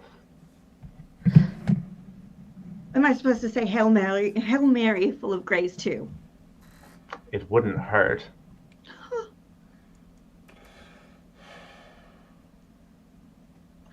You are being ridiculous. You are putting us both in danger. You say that to me, of all people. I'm as surprised as you are. Now, if you really want to be left alone, I shall be going. Go. Attend to your wife. You can't keep her out forever. I can damn well try. Ansi. Excellent. One. That was lovely. That was. Yes, thank you for the spectral stuff. That was all great. Thank you, and thank you for being an excellent brother, Chris. I try. Um, No, that was great. I loved that. Yes, and thank you, Kaya, for being like, yep, I'm going to roll my eyes and then escape. okay, so something I'm noticing when I went over the facilitator tab before we go on to the next scene, just a quick housekeeping thing. I might have fucked up something quick because there isn't a space in the character tab. Oh, the thing. It's a Twitter reference, Isabella. Forget about it. Yeah. Anyway, there isn't a space on the character sheet for monologue tokens, and the use of monologue tokens in Thinly Veiled is kind of a you don't have to, you can't. Oh, I was actually going to ask about that. Yeah. But Chloe got rid of the monologue tokens? No. There's no way. They're very, very optional in my experience of Thinly Veiled. I think in Beyond the Sparkling Curtain we used them, but in games that I've seen, usage of them in Thinly Veiled varies a little bit. So like, quick housekeeping thing. It sounds like you guys really want to use them based on your reaction to that. Okay, so I need to adjust the sheet quick to accommodate that. So give me a moment, and I will make that happen. I'm just replying to it means Aletta is a better dancer. No, it means Aletta and Aletia have just been both dancing in the woods most of the time under a full moon and being completely rapscallion little monsters. Okay, yeah. So there isn't a space on the character tab for monologue tokens. It's all handled on the facilitator tab. That's why I was confused. Okay. But yeah, so you can still do monologue tokens at any point if you want. Otherwise, it'll all happen during upkeep because they didn't get used. So I'm going to fill in character names quick in the facilitator tab. It's just a quirk of the sheet that I forgot about, that I didn't fully account for. Should we take a few minutes break here? She says, needing to run and use the ladies' Yeah, room. I think Okay. that is a good plan. 5, 10.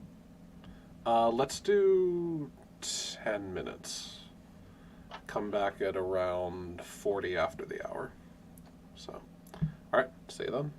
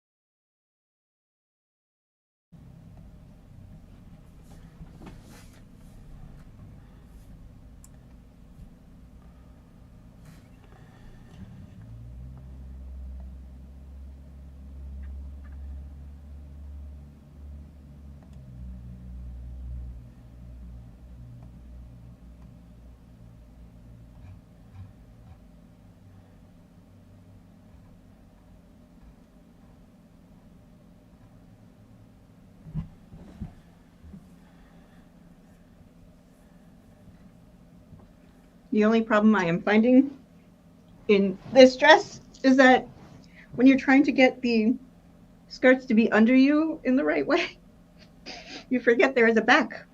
Like 2 sets of skirts, or technically 3 because of the chemise.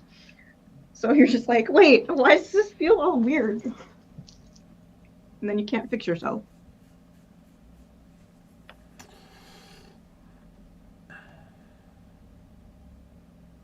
Okay, it looks like everyone's back. The only thing left on the list that we haven't covered for scenes in this novel chapter is Titus and Alphonse patriarchy bros. You seem, I don't think we need it. Yeah, I don't. I think the chapter has taken us in a very different direction, and that's something we could explore at another time if we want. But it seems tonally weird to go to this comic relief scene at this point. Not that weird. Like, I think we could do it if we really wanted. I don't think it adds to the. I don't think it's moving the story forward. Nah. It could add. It could add to Titus's individual story if we want, but there are other ways to do that. So the field is open for ideas to close out this novel chapter. Something that comes to mind for me is Chris had mentioned the Lugaru being this spirit of debauchery, like, maybe after I get a glass of wine to decompress. Do we want to play with that a little bit?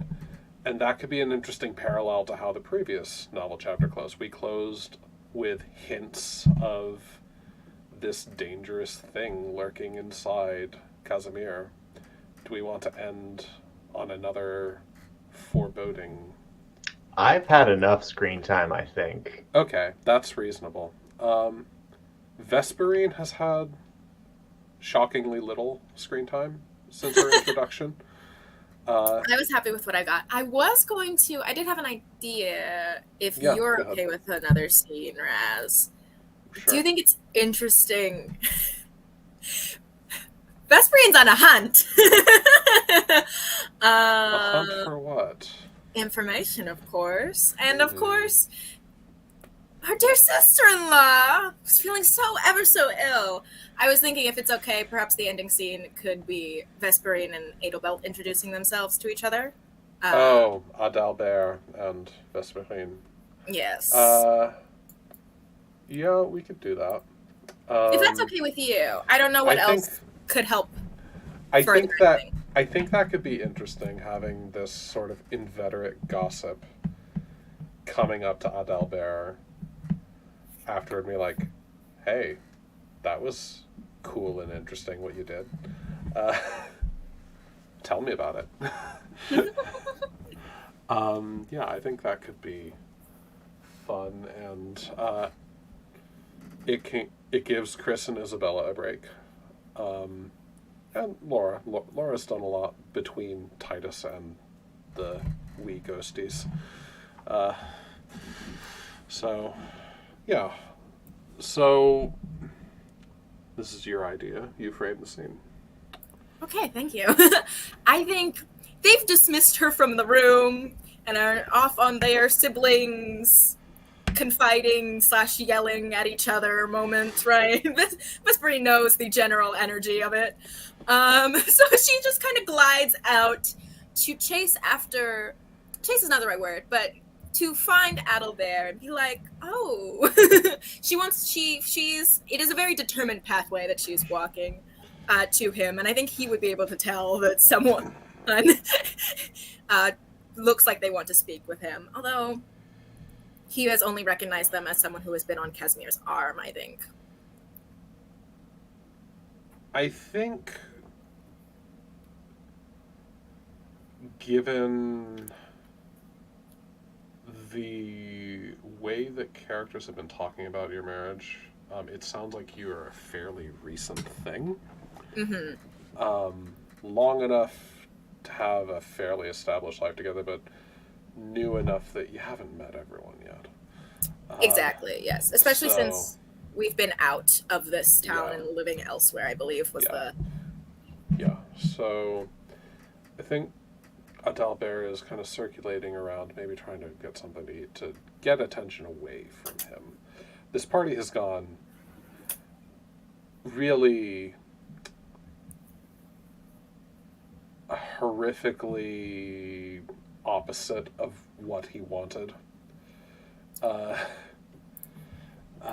You know, just like got caught up in the feelings and forgot the whole reason he was throwing this party was so that people would stop thinking he was stooping the Corriveau woman.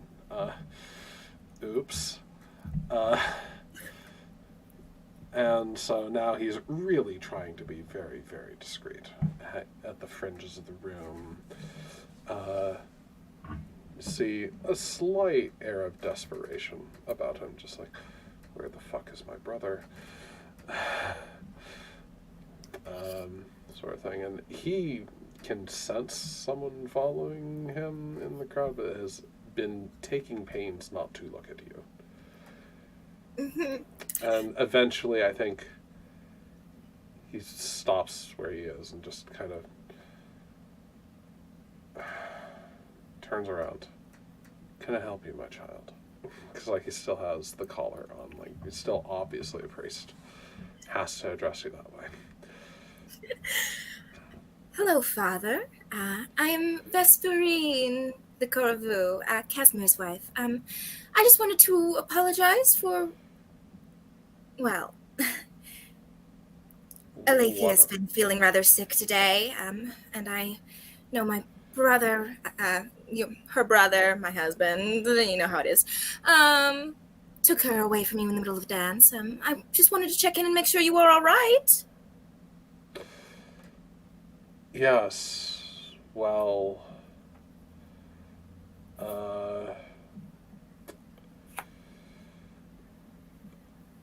thank you. I think I'll be just fine.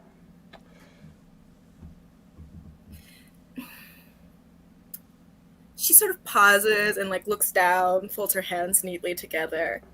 I was just wondering, Father, may I ask, how she was during the dance? Like I said, she's been rather sick lately, and I don't know if you're particularly close with her, but she's a very proud woman. Doesn't really like to just let people know that she's feeling vulnerable. Could you tell something's wrong? So the energy that I'm getting is that Vesperine, if you're okay with me establishing this, I can pay a token if I need to, but the energy that I'm getting is that Vesperine is entirely unaware of the history between Adalbert and Alethea. Oh, yes! From the way that you're talking about it. And so Adalbert is simultaneously uncomfortable with, like, being sort of accidentally condescended to. With, like, oh, well, she's been so sickly. Like, you're really obviously bullshitting about someone that I know arguably more intimately than you do. What reason would she have to know about her and Adalbert? Yeah. She doesn't. Yeah. So simultaneously uncomfortable in that way, but also realizing, well, maybe I can work this.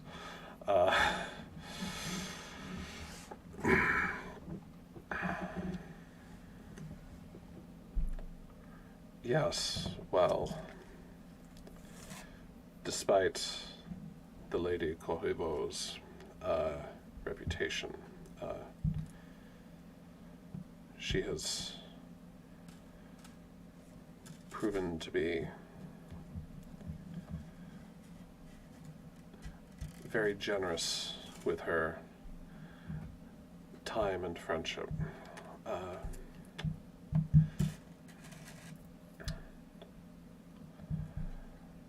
It's funny that you mention her being ill. Recently I visited her not 3 days prior, and she seemed quite well indeed. She was receiving visitors without a problem. Well, you know how she is, then, it sounds. Really, I mean, that's just how it looks to me.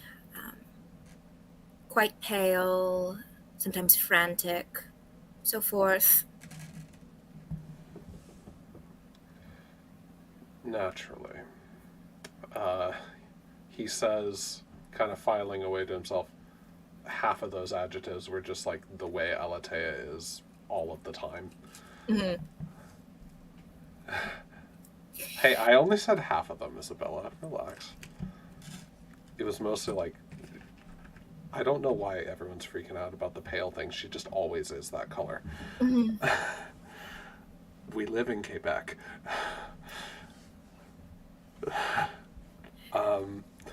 But With the stress Adalbert of the just sort of- house and everything.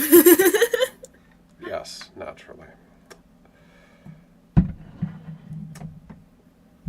I hope that she and your brother and you will remember that if there is any support that you need during this difficult time, the church is here for you. Vesperine, I think, sort of tilts her head at him, and I think she does have like an absent-mindedly like habit of like playing with her curls, but her hair is currently up now, so her hair kind of like, her hand like kind of goes up to mess with it, and then immediately shoots back down. Actually, before you shoot back down, I want you to get that overpowering scent back in your nose that cloys and grips as though to tell you to stop it. Yeah. As soon as the scent hits her nose, then she throws her hand down, folds them back together neatly, gives the father a smile. It's truly quite a relief to hear you say that. I don't think I properly heard your name, Father. I'm Père Giroux. I am one of a couple of the parish priests close by to the Corriveau estate. I see. I will And remember your kindness. And just kind of nods sagely and kind of bows as if to take his leave. Mhm. I think that's a good place to end the scene unless that you had anything else. No, I think Vesperine would leave as well. She's flitting off to spread rumors that Alethea is sick, and that's why she had to leave the dance. Fixing the rumor of Alethea is having an affair with a priest to Alethea is deathly ill right now. Hmm. Not deathly, but ill.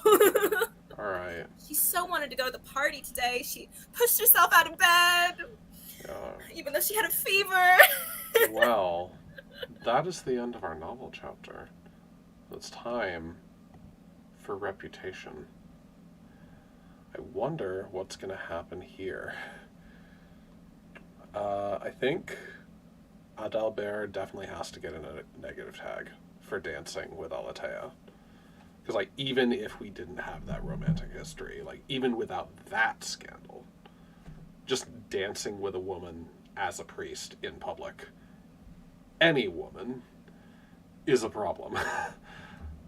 So, Adalbert...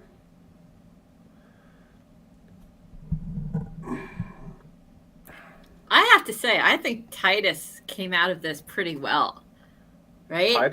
Titus came out weirdly like a prince. It helps to not be on screen too much because it's fewer opportunities to fuck up.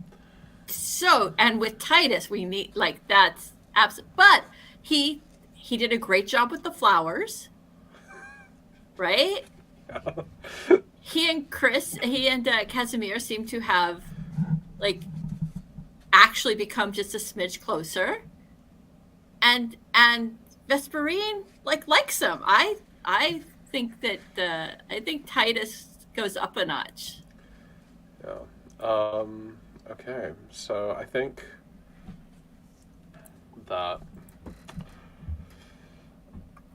Adalbert is gonna get the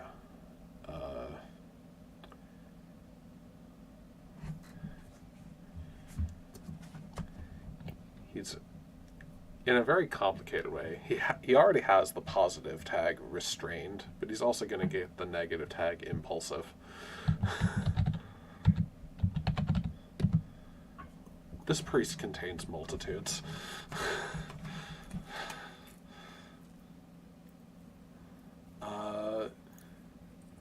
Isabella, how's Alatea looking at the end of this novel chapter, do you think?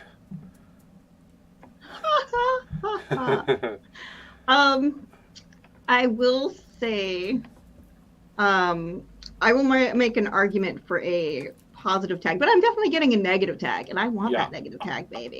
I think if you had said positive only, I would have had to put my I would have had to put my facilitator foot down. No, I'm sorry. I earned that negative tag. Excuse me. You worked hard for it. I did.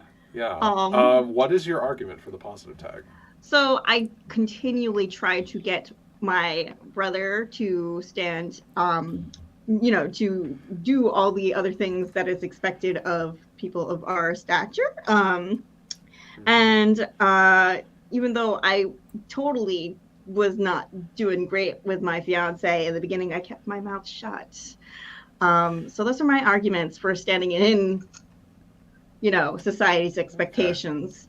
All right. Because even though I am biting, I was also defending myself as well as keeping up with society's conventions. So and then I messed that up. Yeah. So adding a positive and a negative would give you 2 conditions. I will be very happy to do that. Oh my God. Yeah, that is a lot. It's going to be interesting. Yes. Laura, getting a positive tag will also give you a condition. So. No, I've already put it in. Oh, okay. Refreshing is your new. Is the new positive tag for this week? Okay, so you are. I'm set. All right. You're good. Chris, yeah, right. How do we? Refreshing. Yeah, Chris, how do we feel about Casimir? It's tough to say. I think maybe both. I could see an argument for just negative. My inclination was just positive, actually. Oh. What? I'm curious to hear your thought process, because it's your choice, not any kind of facilitator ruling. That's not. No, now that you I don't know. I feel like what I did is in contravention of society's expectations, but most of what you did really was kind of to support your sister to stay in line with society's expectations. We had the comedy bit with Mathilde, but that wasn't your fault at all, really. Yeah, I guess you're right. That had more to do with Mathilde being a snob and a bitch. Rather than you actually doing anything wrong. Mathilde has a huge case of, nobody's good enough for my girl. Oh no, that means I get a positive reputation condition. Yeah, you're actually suppressing the Luguru surprisingly well. Damn, I need to be worse. Come on, brother, catch up. Oh my God. We need to tag out. You need to take a turn being the responsible one. I was being responsible, excuse me. I think actually, once you transform, it's gonna do wonders for your negative reputation. Shockingly. Funny how that works. Funny how that works.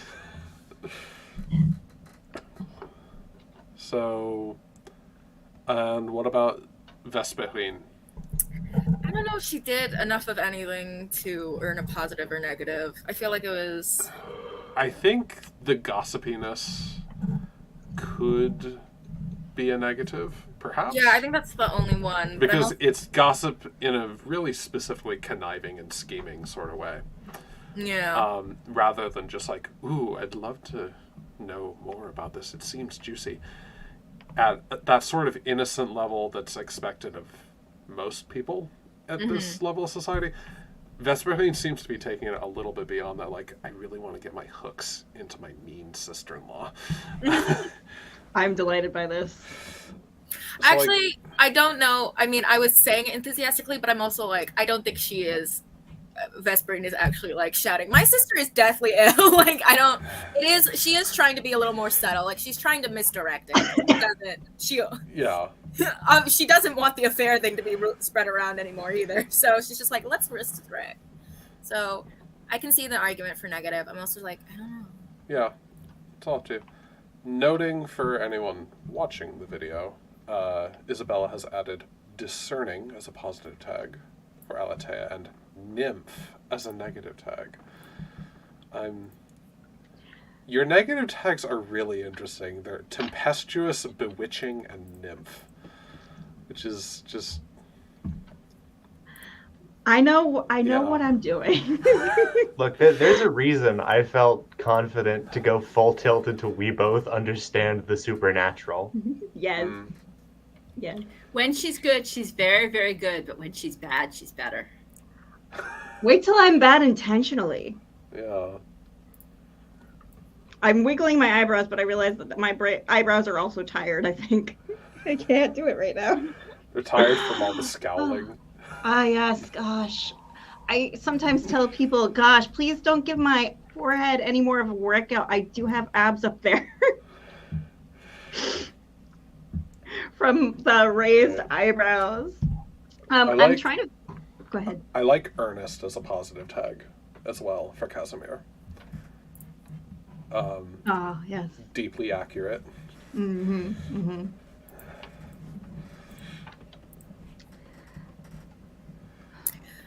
And like that seems to fall in line with ending that scene with giving your sister a rosary. Like, he seems like, even if he wasn't having this weird crisis of identity connected to religion right now, he would be the kind of older brother that's like, did you remember to wear your scapular today?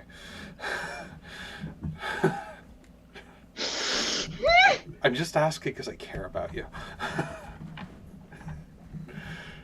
It's important, especially for us.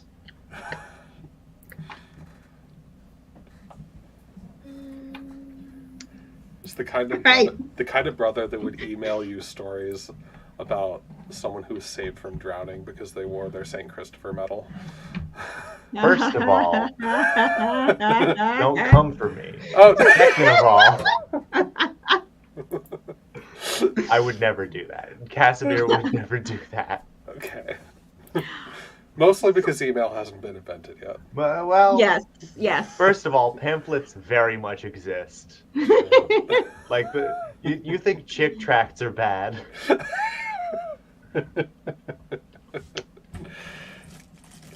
So, I don't think go ahead. I've earned a Remember, if you didn't earn a reputation tag yet, that's fine. Remember, Alatea and Casimir, to pick your conditions. That's what I'm trying to figure out right now, because I do want to not be a not marriageable material. I want to actually use tremendous catch, because everybody could see apparently Alatea dancing with the kore and being like, oh, this person like bewitching, la la la.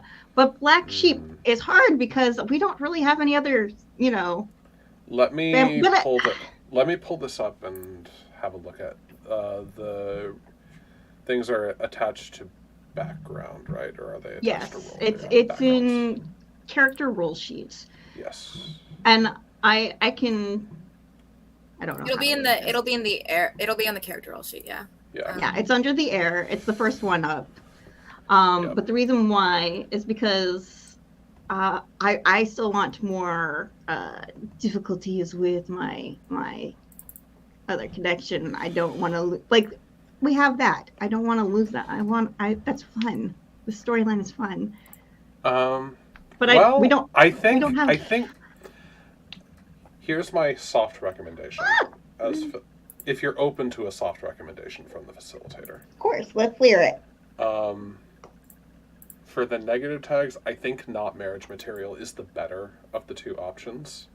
Neither of them are the most appealing, really, but I think not marriage material specifically opens up some really interesting narrative paths with Emmerich. Like it says, your suitors become wary or reluctant. And That's like true. Emmerich is already pretty fucking wary. He is. And so then like after this, he's like, we're gonna have to like have a scene next novel chapter establishing whether you're still engaged, probably. Oh, I absolutely wanted that. The concern is that I was worried that it would sound more like a fracture because I didn't want that. I still wanted to pursue the Emmerich storyline because I was like, if I lose that, that's not as fun. I don't think that's how I would want to play it in the first place. I think it depends on how that scene goes next novel chapter. I mean, true, but yes. not marriage material is also going to affect your storyline with your beloved Adalbert, because Adalbert is going to reflect on this and realize, well, shit, that was a really dangerous thing they just did. Like, why did she put me in that position? Look, I was possessed at the time.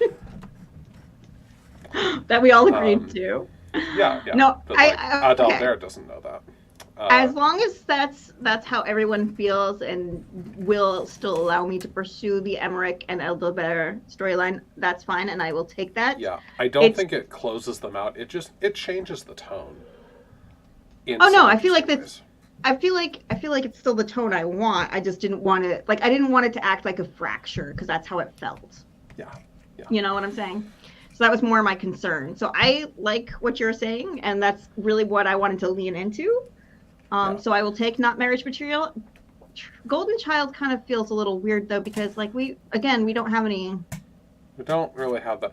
I think tremendous. My siblings already think I'm not great. So I think tremendous catch is the play here because having that at the same time as not marriage material is really interesting. Where like the dynamic is, well, if she would just get her shit together, she'd be really a great wife for somebody.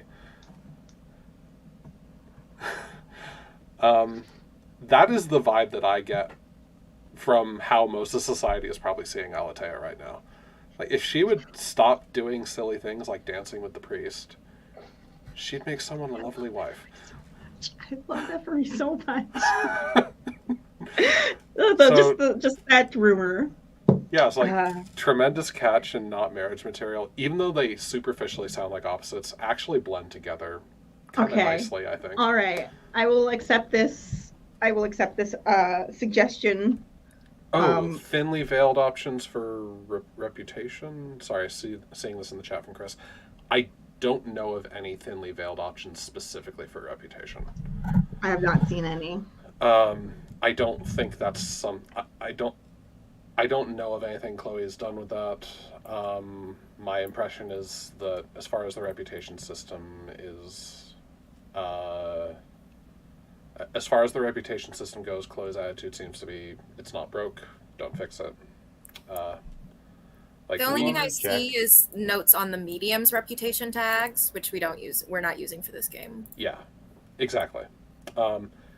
If I am so sad we did not use the medium tag. Yeah, and like honestly, there are some characters we could have made mediums. Like Alatea could be an interesting medium.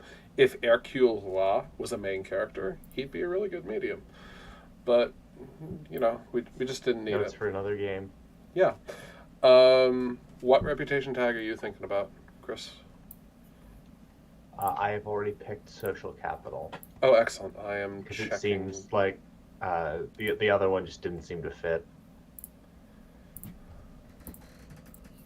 Which was... Oh, that is actually a really good one for you. Yeah.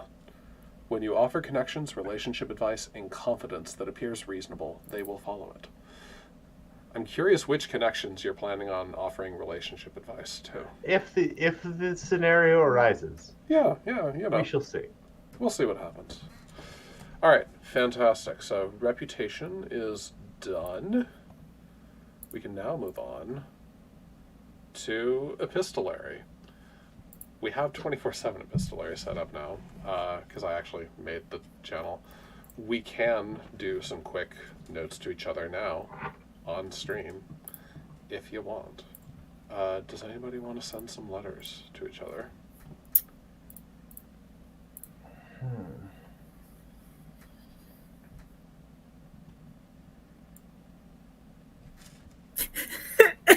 Vesperine does want to send letters. Sorry, Yeah, I'm just go like, ahead. what is the content of letters?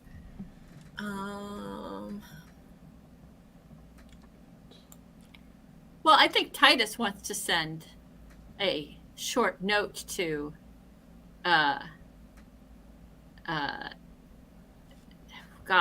several short notes. I can see him wanting to send a short note to Vesperine, reminding her that he's terribly interested in that interesting purple-colored daisy, and finding out whether it was a real daisy that was used to inspire it, or whether it simply comes from the imagination of the dressmaker. And but I also could see him wanting to reach out to Chris because they had a little bit of a rapport, and he very much wants Chris's help getting Aledia to take him back into the woods. And I don't think he's quite dopey enough to send a letter to an unmarried woman with whom he's barely acquainted. So I think he would reach out to Casimir. Okay. The fedora energy does not go quite that far. Not quite that far. All right. Very good. Do we have any other notes or letters? Or do you want to describe the contents of these notes or letters a little bit more?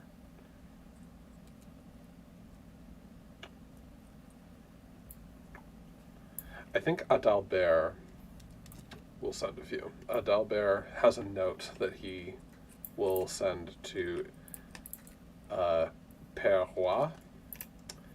And that covers a couple of things.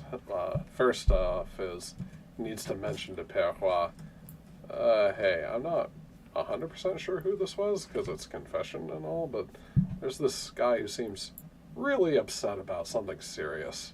I recommended that he speak to you about it, so be ready for something that sounds weird and distressing.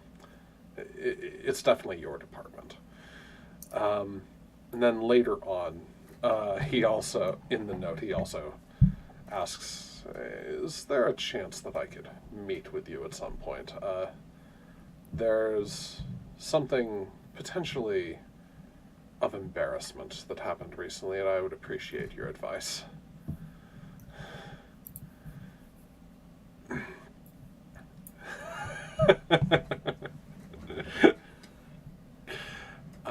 Any other notes or letters that you want to share on stream, or we can just consign it all to the lettre channel? And yes, I have switched all the channel names to French. I think I'm gonna write it in the channel eventually, but I think Vesperine needles Alethea's maid into giving Alethea a note for her. That's probably an invitation to tea, but outside of the estate.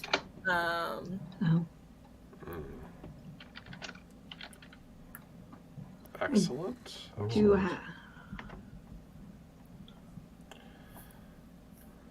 Is anyone else going to be... okay. Yeah, I'm trying to write my letters. Okay. And I will slip them into the channel. It's just, it's easier for me to... Well then, for the sake of video, I'm going to say we'll move on from epistolary and move on to upkeep. Just let everyone put their stuff into the channel at their leisure. If that works for y'all. Just a moment. I am getting a text that I have no idea what it's about. Oh, okay. That is not important. Okay. It's now upkeep. And so It also means I have to remind myself what the fuck happens at upkeep, because I can never remember. So, give me a We second. refresh our resolve tokens. Yeah, refresh our resolve tokens. There are some differences in thinly veiled for this. That's why I'm trying to remind myself. Oh, it's because epistolary changes. Each player may write up to 3 letters during the epistolary phase, up to 2 from their major connections or connections they control, and 1 optional turn to be used for the spectral connections they play. The spectral connection has the following Yes. epistolary options. Describe a vignette in which they appear to the living MC to whom they're linked. Describe a dream or nightmare they send to the living MC. A vignette in which they do not appear to the living MC, but the MC comes across an object or omen linked to the spirit. Describe a vignette from the past when the spirit was alive. This may involve the relationship to the MC, but does not have to. Or write a letter sent to or received by the spirit when they were alive. Okay. I'd forgotten about those extra options for epistolary. Thank you. Do we want any spectral epistolary stuff on screen before I proceed with upkeep? Hmm. Do I have ghosts? No, I don't think I play any ghosts. No, I don't. And just clarifying for Laura, I am game for whatever you throw at me, dear. Please and thank you. And quick question for Kaya: is there anything that is too eek for you? I don't think I'm going to go anything too macabre. Just off-putting. Looking at the lines and veils. Like, is there anything that you want to keep away from imagery-wise? No, not that I can think of. My general note for Felix is that he did love his daughter. So it's very much those last lines that I was talking about. She doesn't know whether to feel protected or is like he's out there protecting her, or if, but blah, blah, blah. Sorry, let me get my head on straight to describe. My God. It's okay. Take your time. My brain. I'll drink more water.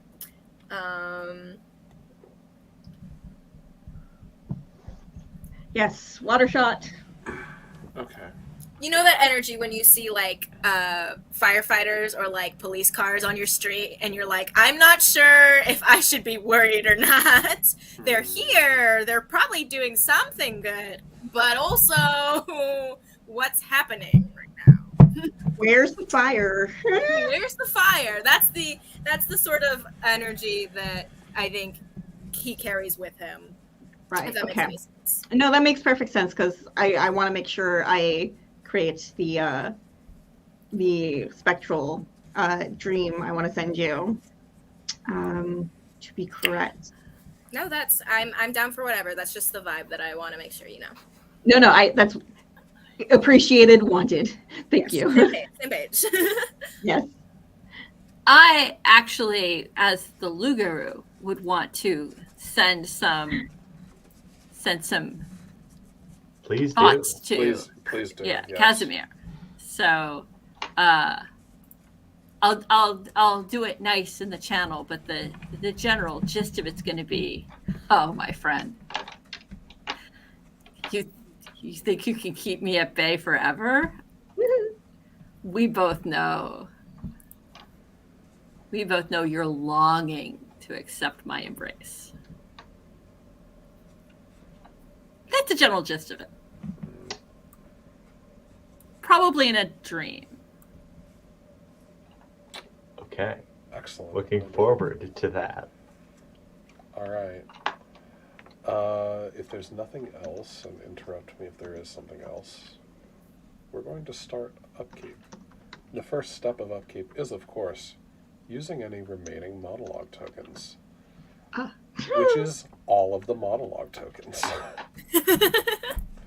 So, we need to go about this systematically. Vesperine, who are you giving your monologue token to, and what is the prompt? Do we give monologue tokens specifically only to major characters, for the record? Only to major characters. Okay, just checking, because... It's sad, but it's true. I'm just checking, because I still haven't played that many games of Good Society, so I wanted to ask. I will Sorry, I gotta give it to my If you- husband. Yeah, if you want to see me keeping track of the monologue tokens, you can see it in the facilitator tab. All right, so you have given Fine. it, I'll monologue. and you're receiving it, and Casimir is receiving. All right, so what is the prompt? If you would like to give Casimir a prompt. Honestly, I don't know if I want to take this from Laura. I want to run it off Laura's. You said the Loop Guru gives him a nightmare, gives him a warning that you can't keep him at bay for long. I would like to hear a monologue of, well, how does Casimir feel when he wakes up from that? What a vision to hold. So yeah, that is my prompt.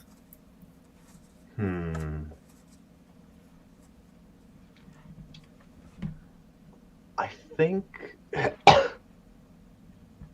rather than like jump up and scream, I think you just like it's like an above shot of him just lying in bed, eyes open, perfectly still, sort of this lighting actually, like moonlight streaming in through the window,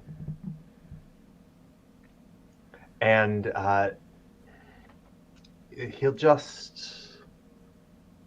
he'll get out of bed, light a candle, and just I think he'll try to pray the rosary and just like stumble on the third beat or something.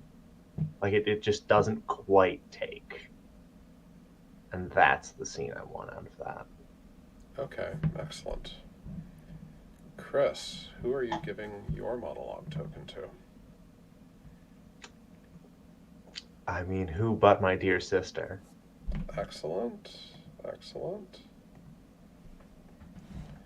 What is Hit the me.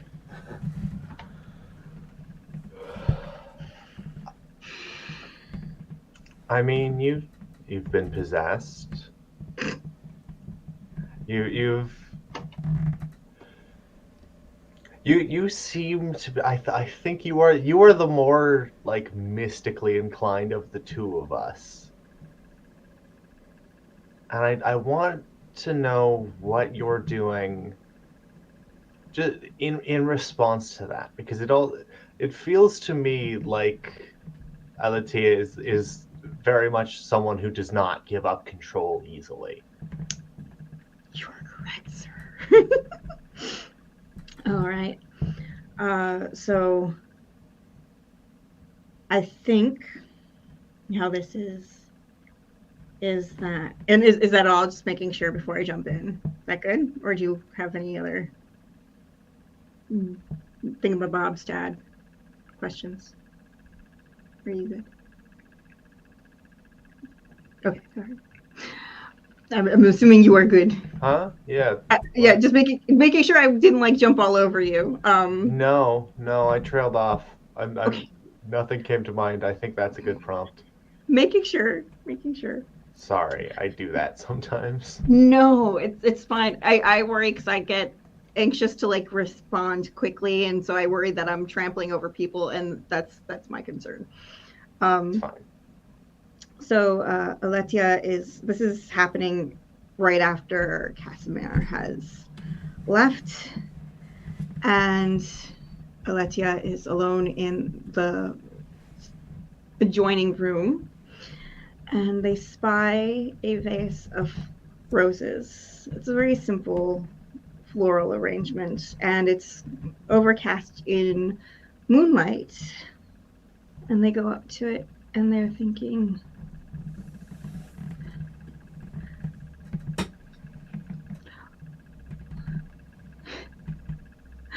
at what point would that be actually fair? What point is anything in this family fair? My brother alters, and somehow now I do. And I feel this presence that I want to say is mad, but I know better. Oh, I know better. I wish I knew why. Especially considering that we both did what we did when we wished the insolence of us, I suppose.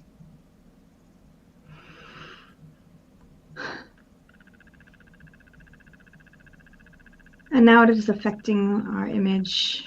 Again, the family image with whispers. I'm certain that will come.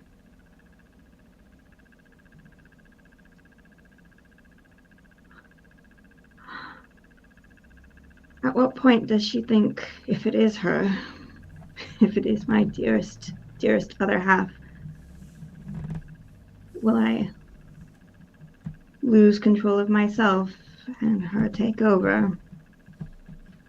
And what right does she have to it? She's dead. And I think at that point, Alethea grabs the floral arrangements, thorns and all, and tears the flowers apart. And there's the cuts in their hands, and they're angry at everything else that everybody has seen, and wondering what Adalbert must think, and knowing what Emmerich must think, and just clenches their hands and crushes the flowers and just drops their hands and stands there for a while, and that's it. Sorry, flower. All right. Alatea, who are you giving your monologue token to? I'm giving it to my dear Adalbert, and I want to know what your status is on your situation, how everything just fell apart, and how you feel. That is the question.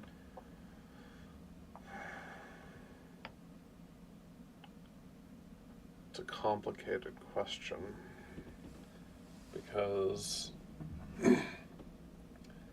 I've never been good at being happy.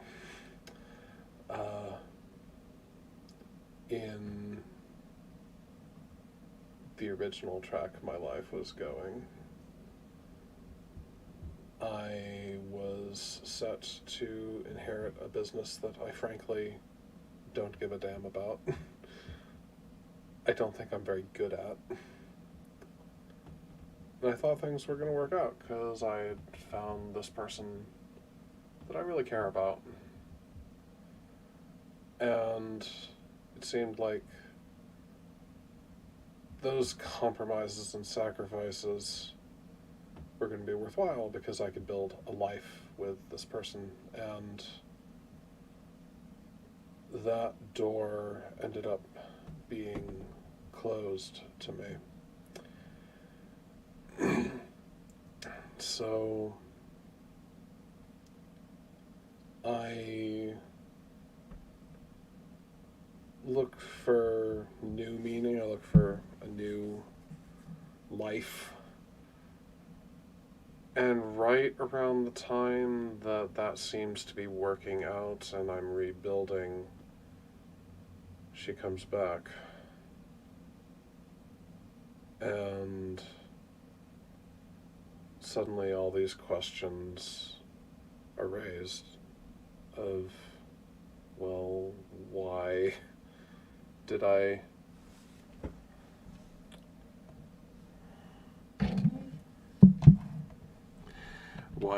do this? What was the point?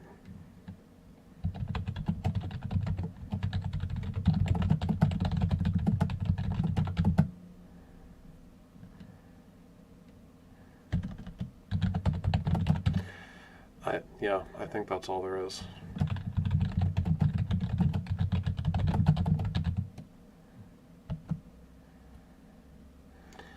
So for this to work out, I think I have to give my token to Titus, and then Titus will give his token to Vesperine. So Titus, I want to know, what is the limit for you because you seem to be really good at persisting even in situations where for most people it would be pretty clear that they're not as into you as you're into them socially. And how far are you able to take that? Like, are you more aware of that kind of disparity than we see on screen?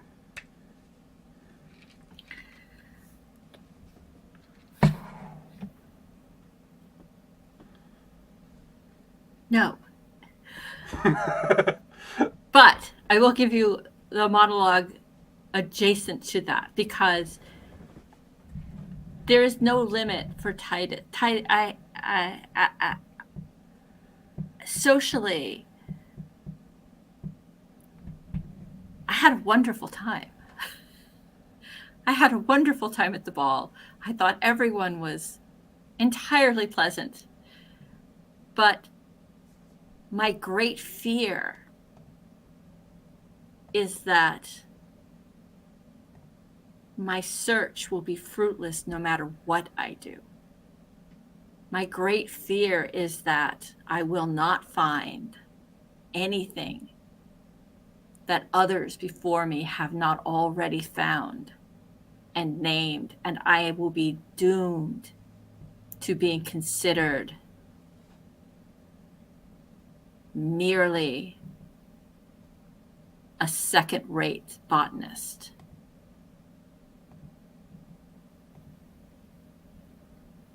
Nothing will stop me from using every possible strategy in my power. Anything that comes to my hand, I am willing to use. I'm willing to go to any length. I'm willing to come to this God-forsaken country in order to not fail in the only thing that matters to me. Excellent. And Vesperine.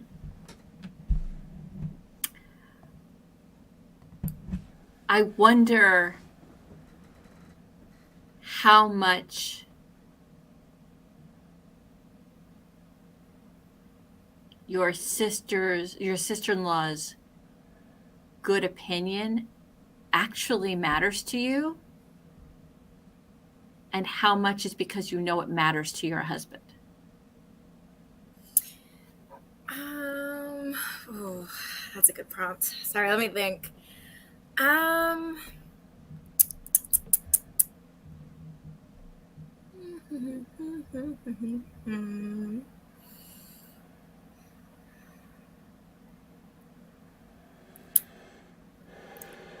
Vesperine, I think, God,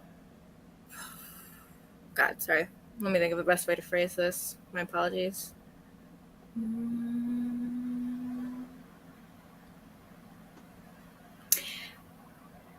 Vesperine is probably doing something mundane that she shouldn't be doing, like some of the like chores of the bedroom, and has firmly told the maids not to come in, and is just like sort of obsessively cleaning things in her and Casimir's bedroom, perhaps, as she's thinking to herself about Alethea.